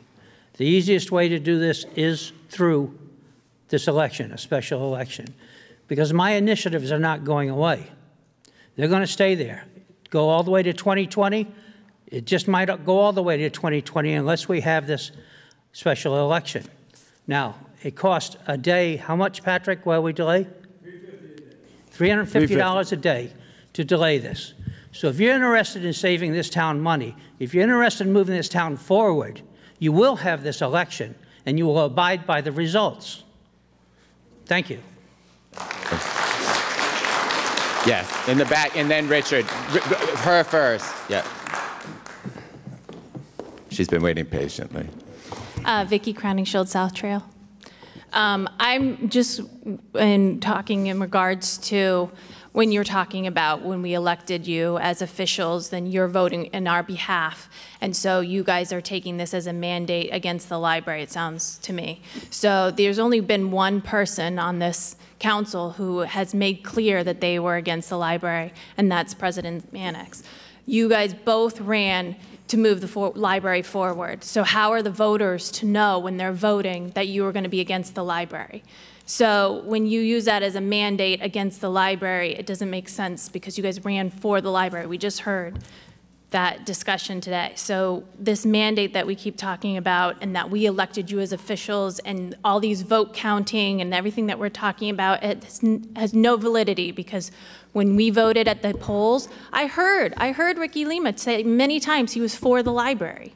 So how are voters supposed to know when they go and make that vote that you guys are against it? It makes no sense. We can't use that argument. Thank you. Thank you. Richard.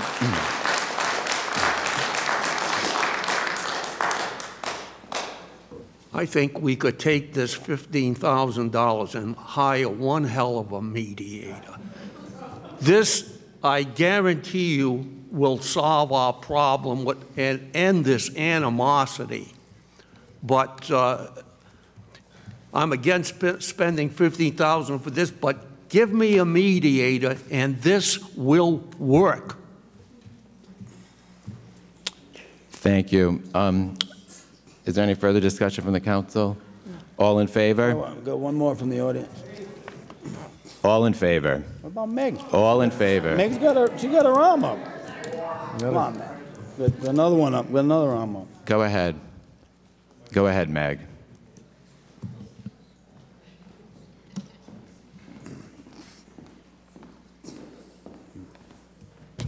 Thank you, Council President.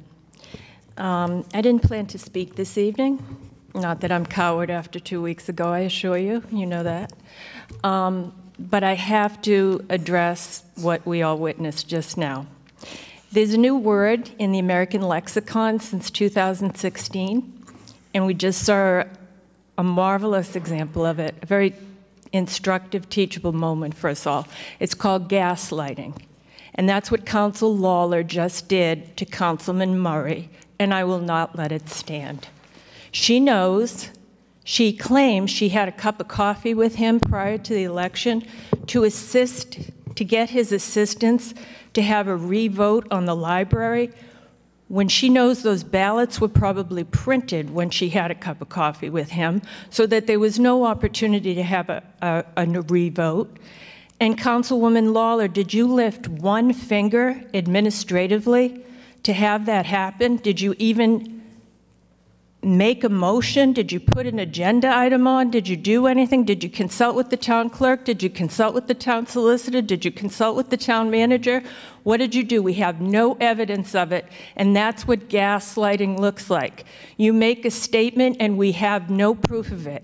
You repeatedly said the people did not know for what they were voting, but you never lifted a finger. We have no evidence that you lifted a finger to have that put back on the ballot. And that's why Mr. Lima was so confused tonight. He said, oh, wasn't this discussed? Wasn't this talked about? No, Mr. Lima, it wasn't. It was mentioned over and over again, but there was no action taken. Nothing. Nothing concrete except showing up in a photograph with Mr. Gilbane the day the building was acquired, and then gaslight us again and tell us that you did that in your capacity as an elected official because you felt it was incumbent upon you to do that. Therefore, every time, Ms. Lawler, when we see you around town, we don't know if you're acting out of genuine sincerity or authenticity. We can just assume you're there because you're an elected official. This is disgraceful.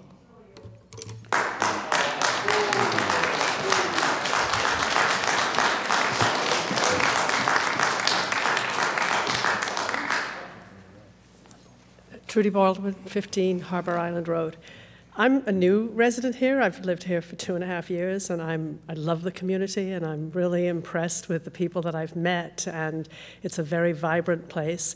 And I'm just surprised and sort of sad that you wouldn't see the vision of a place in the community that could be the center for the library and for other related activities, but that you have an opportunity to create something that's cutting edge, state of the art, and to be proud of. And I don't know why that wouldn't be an opportunity that you would want to jump at to expand the vibrant community that already exists here.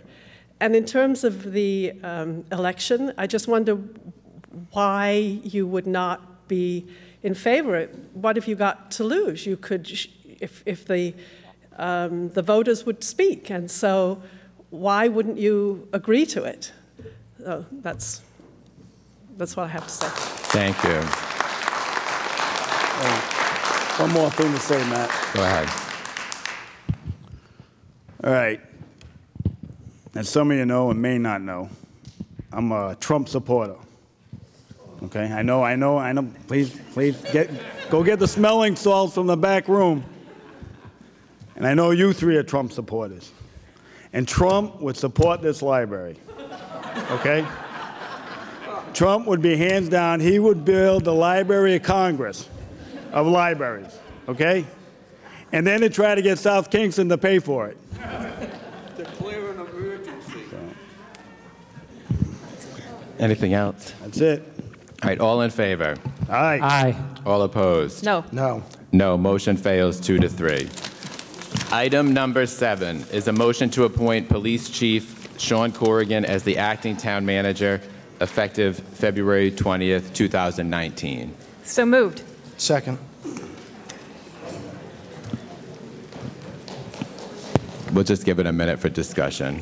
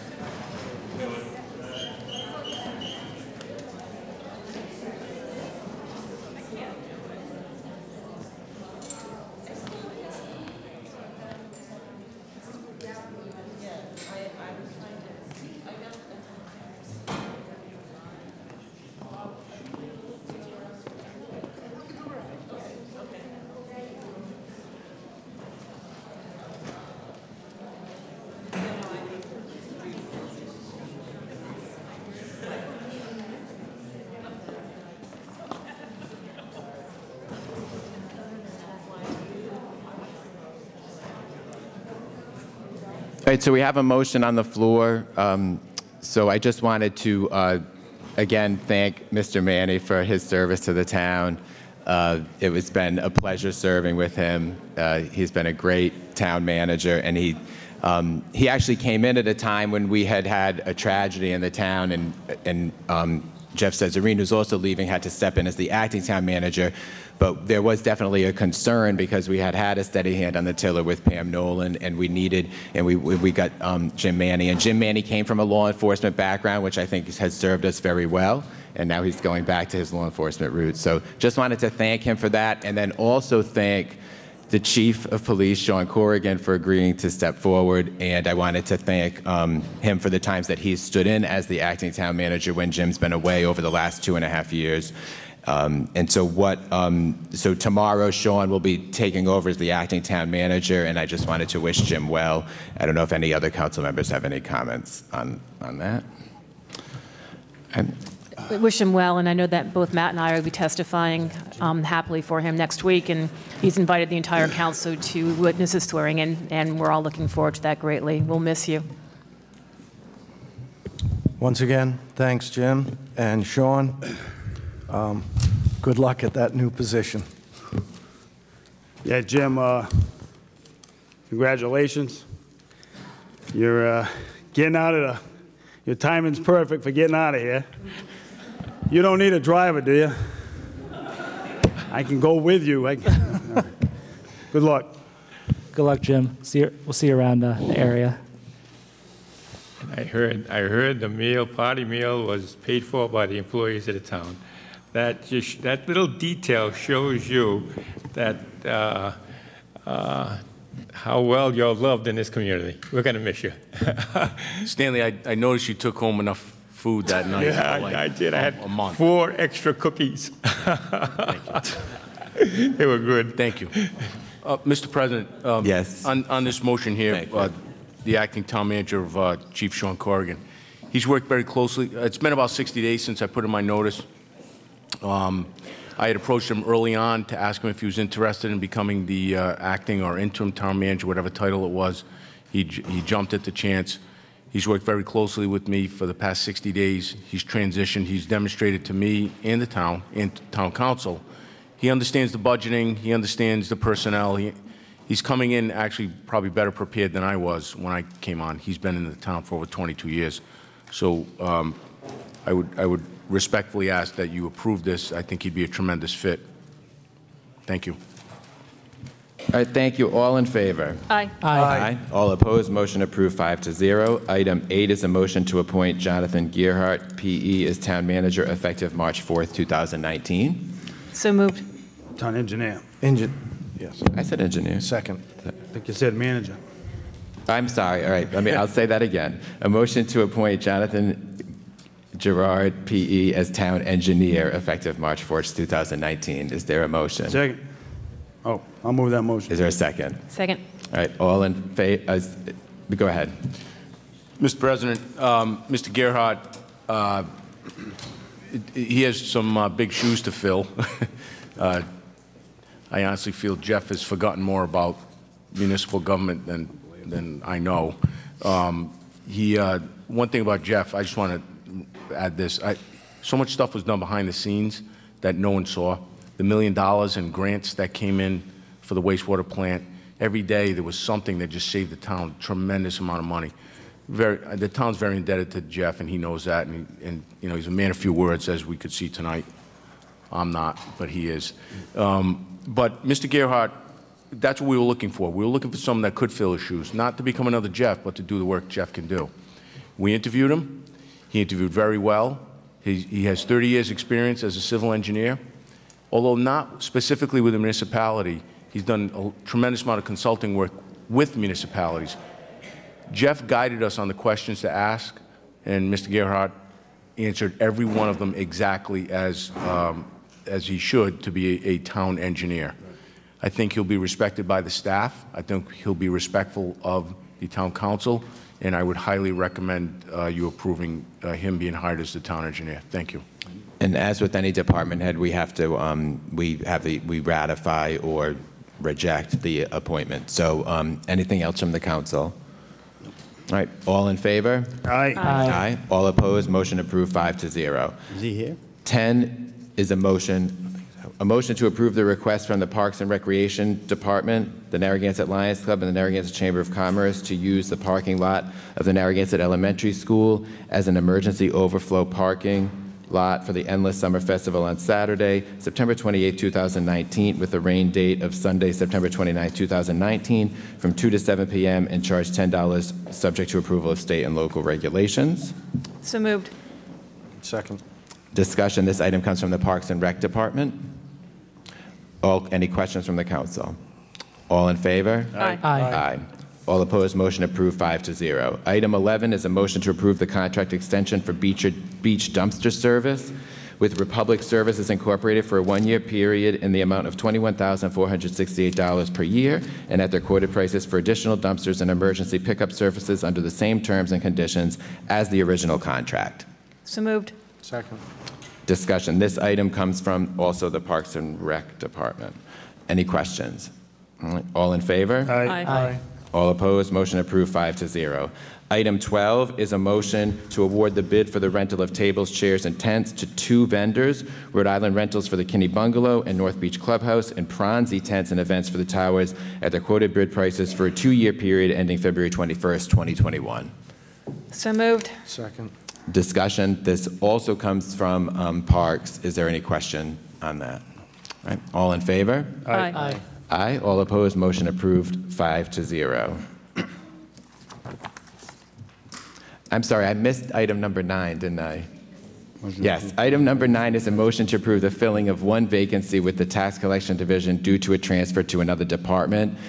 I'm going to be looking for a motion to continue this item because it's a unique position. Is there a motion to continue? So moved. Second. Discussion? All in favor? Aye. Aye. All opposed, motion approved 5-0. Item number 13 is a motion to approve the 6 3-year seasonal contracts to vend from a food truck at the town beach on Monday and Wednesday night only in the south and north lots from the 4th Monday of June through Labor Day from 6 p.m. to 10 p.m. subject to state and local regulations. So moved. Second. Discussion. I believe there are 3 coming in from the wait list, so we're going to see 3 new food trucks this summer coming in. So for a little bit of change that we'll see down at the beach, and those are on Monday and Wednesday nights. Any discussion?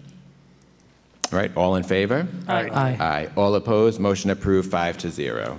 Item number 14 is a motion to approve the purchase of 1 new gravelly lawnmower for the Parks and Recreation Department from MTE Turf Equipment Solutions in the amount of $12,983.10. So moved. Second. Discussion. This also comes from the Parks Department. Any questions? All in favor? Aye. Aye.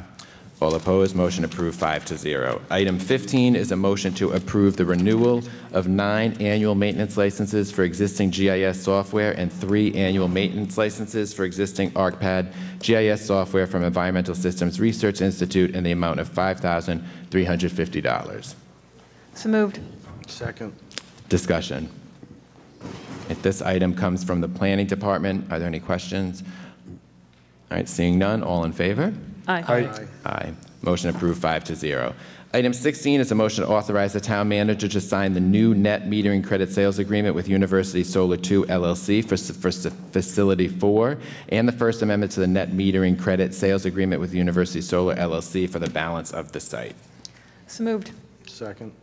Discussion. This comes from the Engineering Department. Thank you for the detailed backup on that, Jeff. Any questions?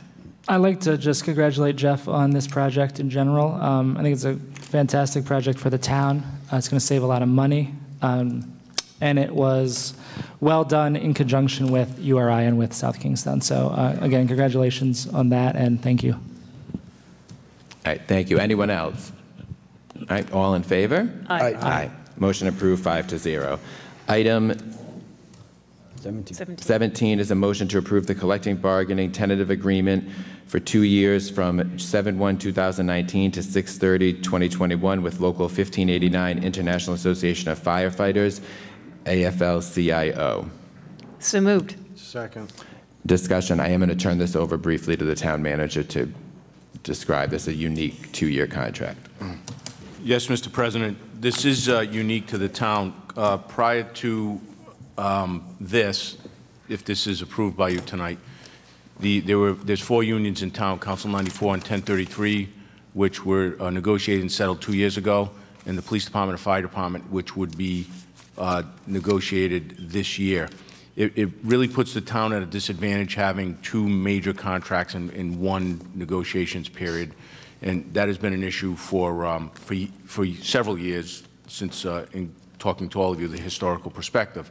It was a goal of the town to, in the best case scenario, to have each year a different contract, and this is the first step towards that. This will put the fire department and the police department on a different negotiation schedule as of right now. We still haven't settled with the police department. This contract does not address reform, but it does address the basic needs of the fire department that will be met with this contract. A 2% per year for the entire bargaining, for the first year for the entire bargaining unit, and 2.5% for the second year. You see a clause in there for the secretary, and I just want to go over that to clarify that exactly what this means. The fire department secretary falls under the bargaining of the fire department, Local 1589. She would be equivalent to a clerk 4, very senior clerk, yet her salary is $10,000 less than what a clerk in Council 94 would make. So in fairness to her, and she does a tremendous job there, the town has agreed to increase her base salary by 5%, which still brings her $5,000 less than what she would be paid if she was a clerk in another union here. But she enjoys her job, she does a good job there, and we're trying to get some parity with the clerks. This, I went over this with the fire department. They negotiated in good faith on what they were looking for here. We went back and forth, and I think this is a good contract and would bring us to that goal of separating one more contract negotiations with another one. Thank you. Thank you. All right. Any comments from the council? Thanks, Major. Colonel. Right. Anyone from the public?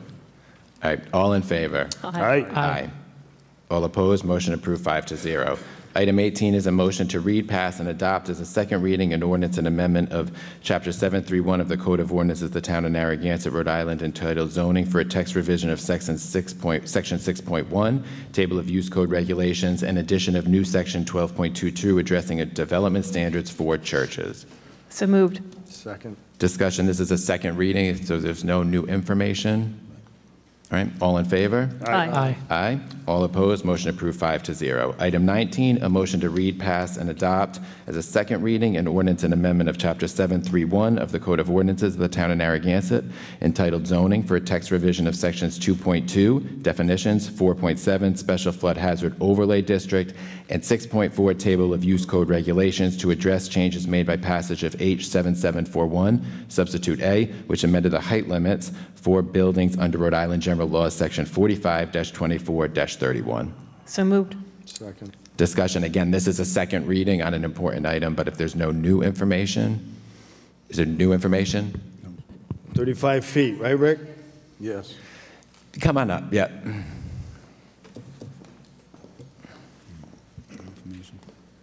I'm Mary Ann Cronley from 82 Harbor Island Road. And it seems like the town doesn't have much choice in this. It's either this or what the state is handing to us. Is that right? Well, you can adjust it.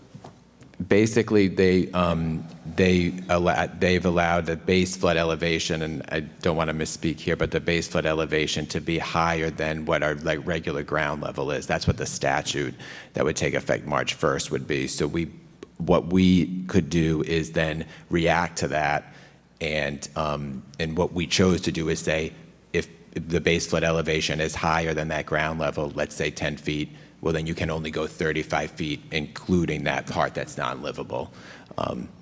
So that was... Well, that's because the state, their ordinance is 60 feet. You can go as high as 60 feet, unless the town changes Well, they allowed you with the base flood elevation to go up certain level. There's a complex. They have 5 maps. I don't want to get into all the ugliness of it, but But if we do nothing, it will go up. If the town council. Oh yes, no, we had to do this, right? So this, yes, And the by town, March 1st. And the engineering department is in favor of this? Yes. Well, Ordinance, is that right? Engineering's been part of it. Really, it came more from the community development department, planning department, who he obviously consulted with others, but it came from the planning department. Okay. Yeah. All right. Thank you for the explanation. Yeah. If you want it, we can talk more offline about it. But it was I'd be glad to do that with you. So anytime. Okay. Yeah. Thank you. All right. Yep. All right. All in favor? Aye. Aye. All opposed? Aye. Motion approved 5-0.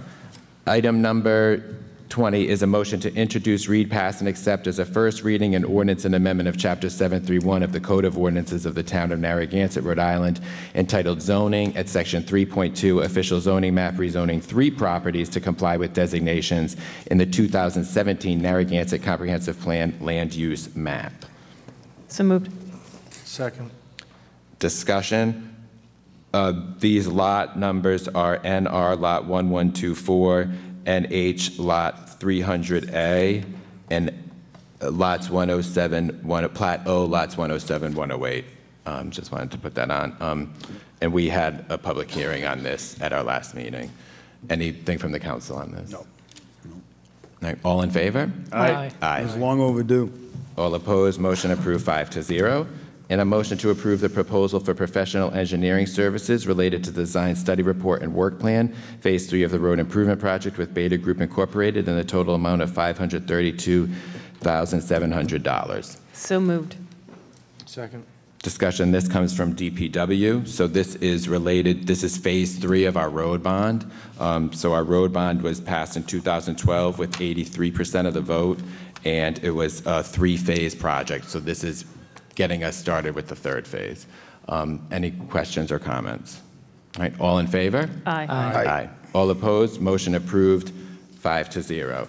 Our last item is open forum public comment. So this is a period where people from the community have an opportunity to share views on topics that are going on in the town. It's just ask people to be respectful and adhere to the time limits. All right.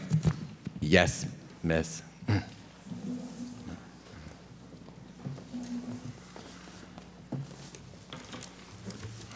Good evening. I was asked by a resident who Could you say your name and address, please? If I could just say this first. No, we need your name and address at the beginning. I'm actually doing this for somebody else and then for me. Okay? Because somebody couldn't be here because she can't let me just explain. So I was asked by Sue Amoruso of 111 West Bay Drive to make the following statement. I sincerely hope that my voice is heard tonight. My comments concern my desire to restore the open forum to the start of town council meetings. On February 4th, I attended the town council meeting and was unable to speak on this issue because the person I brought to the meeting needed to leave for health reasons. Tonight, I am caring for my grandchildren during school vacation, and they are too young to stay up since the open forum is still at the end of the meeting. Thus, once again, I am unable to speak. If the forum was at the start, I could bring my grandchildren to the meeting where they would witness democracy in action, including their grandmother speaking in public. They would see concerned residents and voters speaking up about issues that face their town and trying to make a better community. Hopefully this includes a town council that is receptive to these comments and is not operating with a closed mindset. Restore the open forum to the start of the meeting. My name is Deborah Kopek, 963 Point Judith Road. I echo Sue's comments as the location of open forum was one of the 4 issues I wanted to bring up, but Sue has done that for me. As you can see, it is late. It's 25 minutes to 10, and the place sort of emptied out. I think it would be helpful if we restored open forum to its rightful time. Next, I'd like to learn what the outcome of the solarized Narragansett project was. I have had solar panels on my roof for 2.5 years. Essentially, my entire cost for electricity is covered by what National Grid pays me for the energy my panels produce. In this era of overuse and waste of natural resources, I would like to know what the town council is planning with regard to the use of renewable energy, I did hear a little bit about that tonight, to reduce the cost of electricity in town-owned buildings and especially what the short and long-term plan for coastal management is. I'd like to know the position of each town council member with regard to offshore wind and offshore drilling. These issues require solutions now, not in the future, but now. And I will say, in reference to a previous comment earlier this evening, that one of the areas that I know Jesse Pugh is really interested in besides the library is environmental issues. In the same vein, I would like to know what has become of the initiative introduced to this council last year to ban single-use plastic bags in retail businesses in Narragansett. Plastic bags are a serious danger to wildlife, and particularly to ocean-dwelling fish and mammals.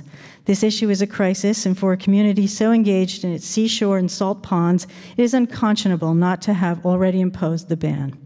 If you cannot answer these questions this evening, I would really appreciate an answer at the next town council meeting. Finally, I want to express my absolute support for the library plan using the vacant building at the pier. I'm not really sure about the idea of having the election, but I know that that's an opportunity to reach across the aisle, if you will, to do something, to get a solution. I also want to say that Meg talked about gaslighting, and another area of gaslighting is the use of the phrase silent majority. I don't think there is a silent majority, and frankly, I continue to wonder where the people who do not support the plan are, because those who do support it come here regularly. I've been here meeting after meeting, and so have so many other people. Some staying out later than they want to make sure their voices are heard. Surely, if more than 4 people are in opposition to the existing plan, they can show up and be heard too. Thank you. Thank you. Is there anyone else? Mr. Smith.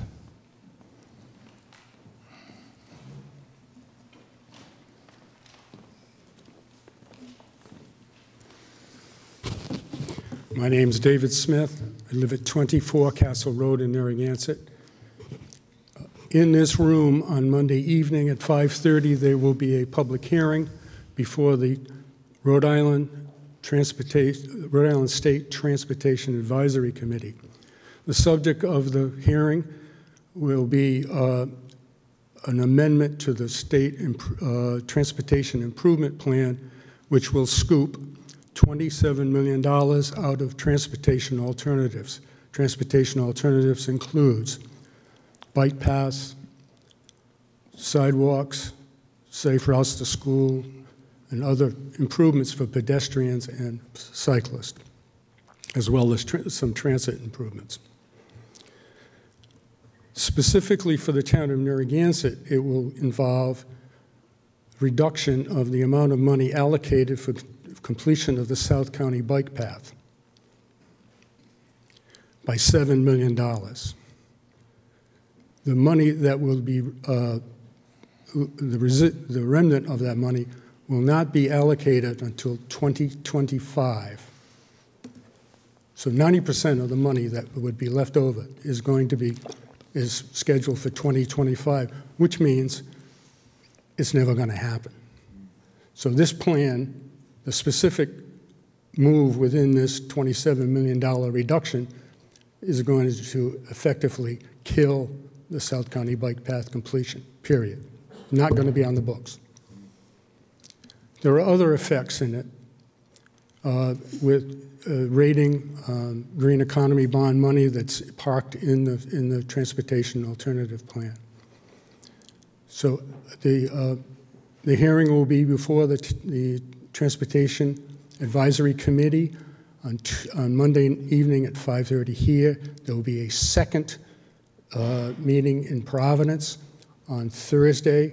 Starts at 4 o'clock at the Department of Administration.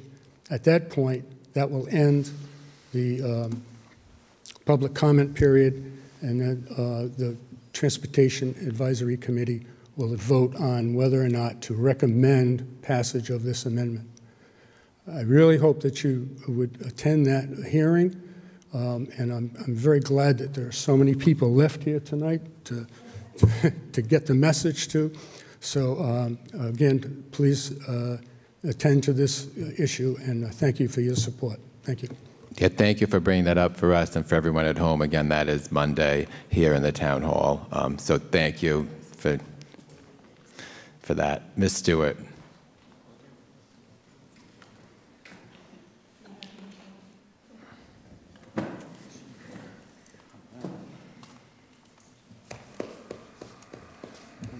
Thank you.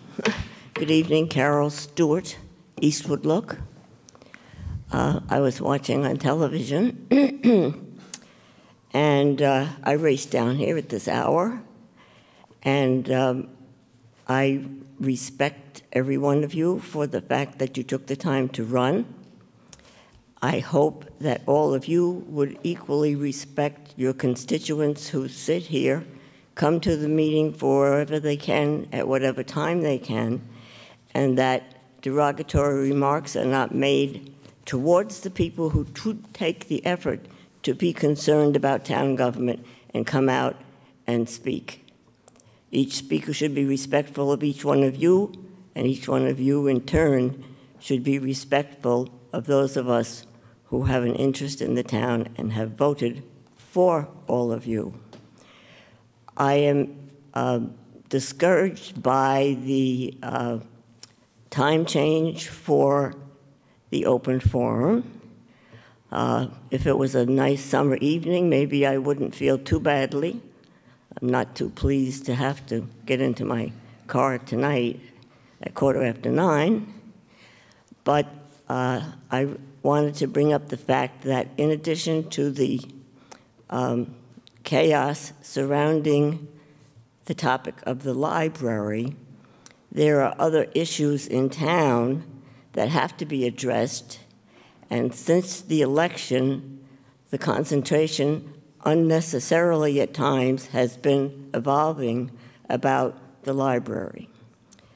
Library is critical. I spend a lot of time there. I appreciate them. And, but what I want to mention is some of the other issues. Our neighborhoods are continuing to disintegrate. Every sale in our neighborhood is an investment. People paying $600,000 so they can convert the house for a rental. And the few of us left have to keep our eye on the aging neighbors. I found one half laying in his driveway when I took a walk there a couple of evenings ago, and it was just getting dark, and I had to help him up, stay with him. He's a widow, a veteran, and let's say eventually we called the rescue and the police, and he's been taken care of, and 2 more incidents have happened because we do not have a neighborhood anymore. Do you understand? We don't have a neighborhood.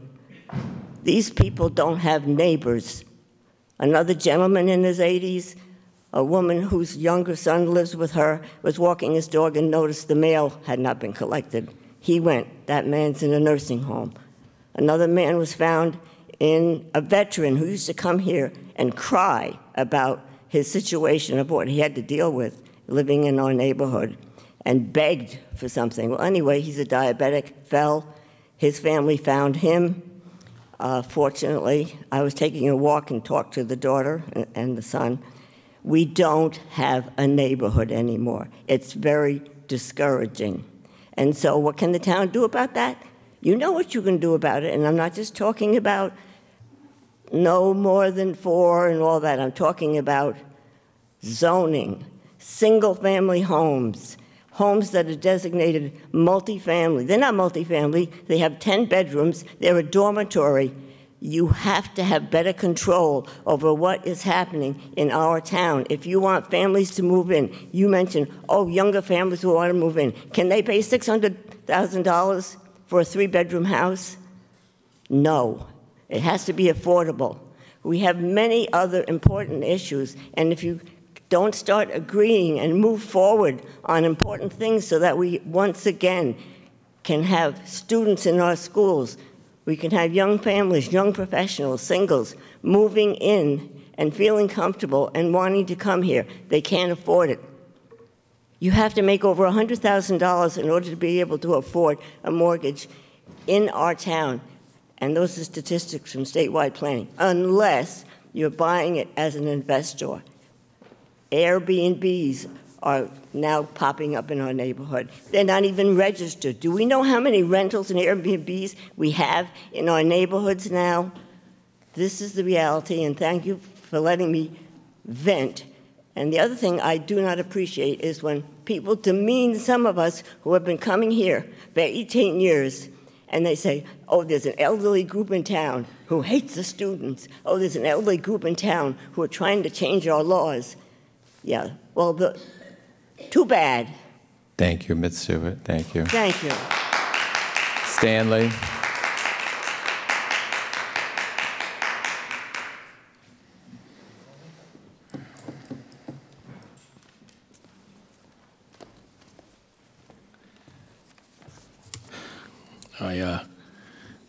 I don't think government should tell who can or cannot buy a house in Narragansett.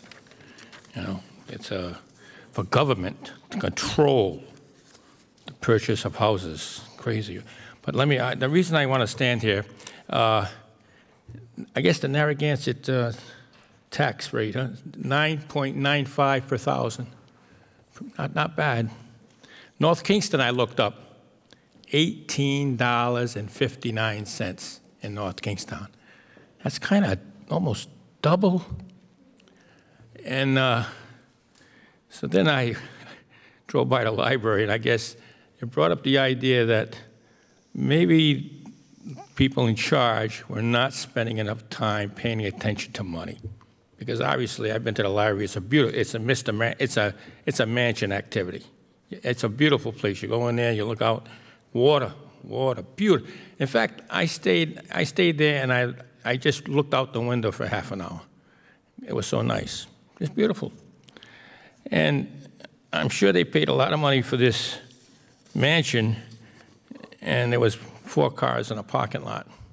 Pretty disheartening to see almost nobody there. I guess it was like 3 o'clock in the afternoon.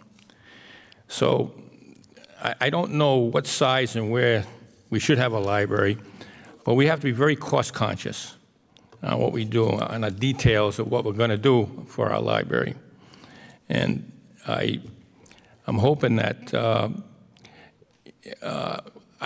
we got the road thing going on, that $17 million bond mortgage thing. So already, and I don't think that's hit full force on our tax bill yet. So that's coming along, and I don't know how many other things. But I want to maintain a frugal schedule on every project, and that starts with the library. It's a shame that we didn't have 2 or 3 or 4 prices to start with, so we could have had 2 or 3 or 4 alternatives before the whole thing. You know, I didn't hear them all. I guess, you know, I didn't pay attention enough. I wish I would, you know, during the discussion, not only the voting, but also have prices available on different ideas. And I guess they thought they did a good job vetting all the alternatives, and it'd been nice, I guess, to see the details on some of the lower cost approaches that we could have done, maybe. But I want to, again, from a taxpayer point of view, I don't want to bring it up because you don't hear it too often, I guess. They pay twice as much as we. North Kingston, double the taxes. Are we on that track? Are we going to go there? I want you to consider that. I don't want to pay twice as much taxation here, and I want my children to pay that either. So maintain your vigilance on our money. Thank you. Thank you. Yes, Patty.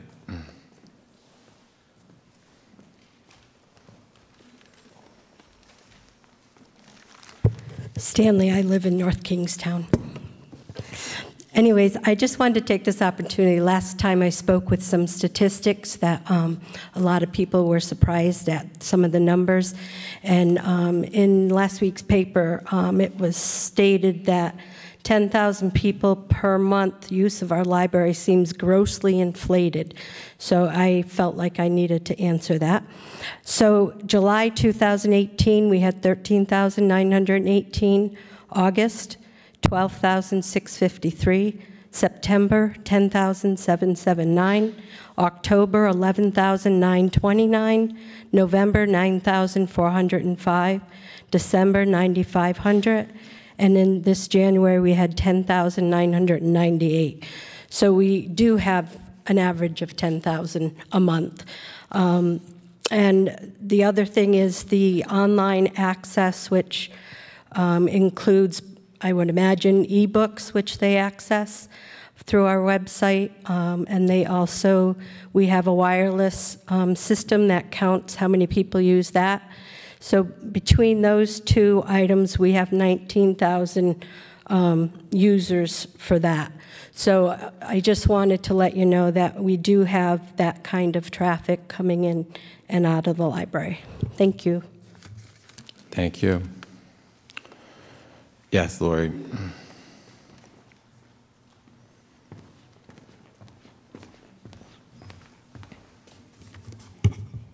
Lori Kelly, Wildfield Farm Road. I want to go back to speak to the earlier motion that Jill had on because I was not recognized to speak on that. So I want to go down sort of the road that Jesse also brought up, that established that in the charter, which I'm sure you're all familiar with, it gives certain rights to the library and the Library Board of Trustees. And 42-1 says, such library may include facilities and branches throughout the town as determined by the Board of Trustees. And I think that this is very important for a lot of reasons. You cannot remove programs from the library because you think that they should be in a different venue. And to the solicitor's point, you can have movies on the beach, you can have movies in the elementary school. They will not be a library program. And the shortage of physical space is not children's bathroom solely. There is an entire consultant's report that addresses all the reasons that the current library in Narragansett is in waivers with the state. We do not meet many different requirements for the state, and we have filed waivers for 3 years. It seems like the library in Narragansett does a fantastic job, and the people that go there are unaware that we are, operating in such dire circumstances. And then you have letter writers who say, oh, these numbers are grossly overstated. Well, it's clear these people are not coming to the library to see what the situation is there. As far as the new, it's unfortunate that we can't revote this, we can't move forward, we're being stymied, but I want to go over again for the people that are concerned about costs, and to Stanley to say, I wish we looked at all the options. We did look at all the options. This was actually the lowest cost option. And if you look at whoever was talking about Jamestown's program right now, they're going to spend $2 million to put 1,900 square feet on their 11,000 square foot library. So let's think about this. Jamestown is a town of 5,000 people, and yet their library is bigger than our current library. So you can see that the small town library that council members talk about, you need to pay attention to the state mandates of physical space and programming as required by the state. The OLIS head was here on the January 14th workshop. And again, we were able to ask any questions. She said she has looked at this project and would expect the town to receive between 40 and 43% on this Belmont project. So $5.8 million bond, that's the most the town's on the hook for. $2.3 million would be the OLIS conservative repayment. If you take the 40%, that's 2.3, that's 3.5 million to build a state-of-the-art library. I do not understand how you can say there's a cost problem. Those are the facts. Thank you. Thank you. All right, is there anyone else? All right, seeing none, is there a motion to adjourn? So moved. Second. All right, discussion, all in favor? Aye. Motion approved 5-0. Good night, everybody.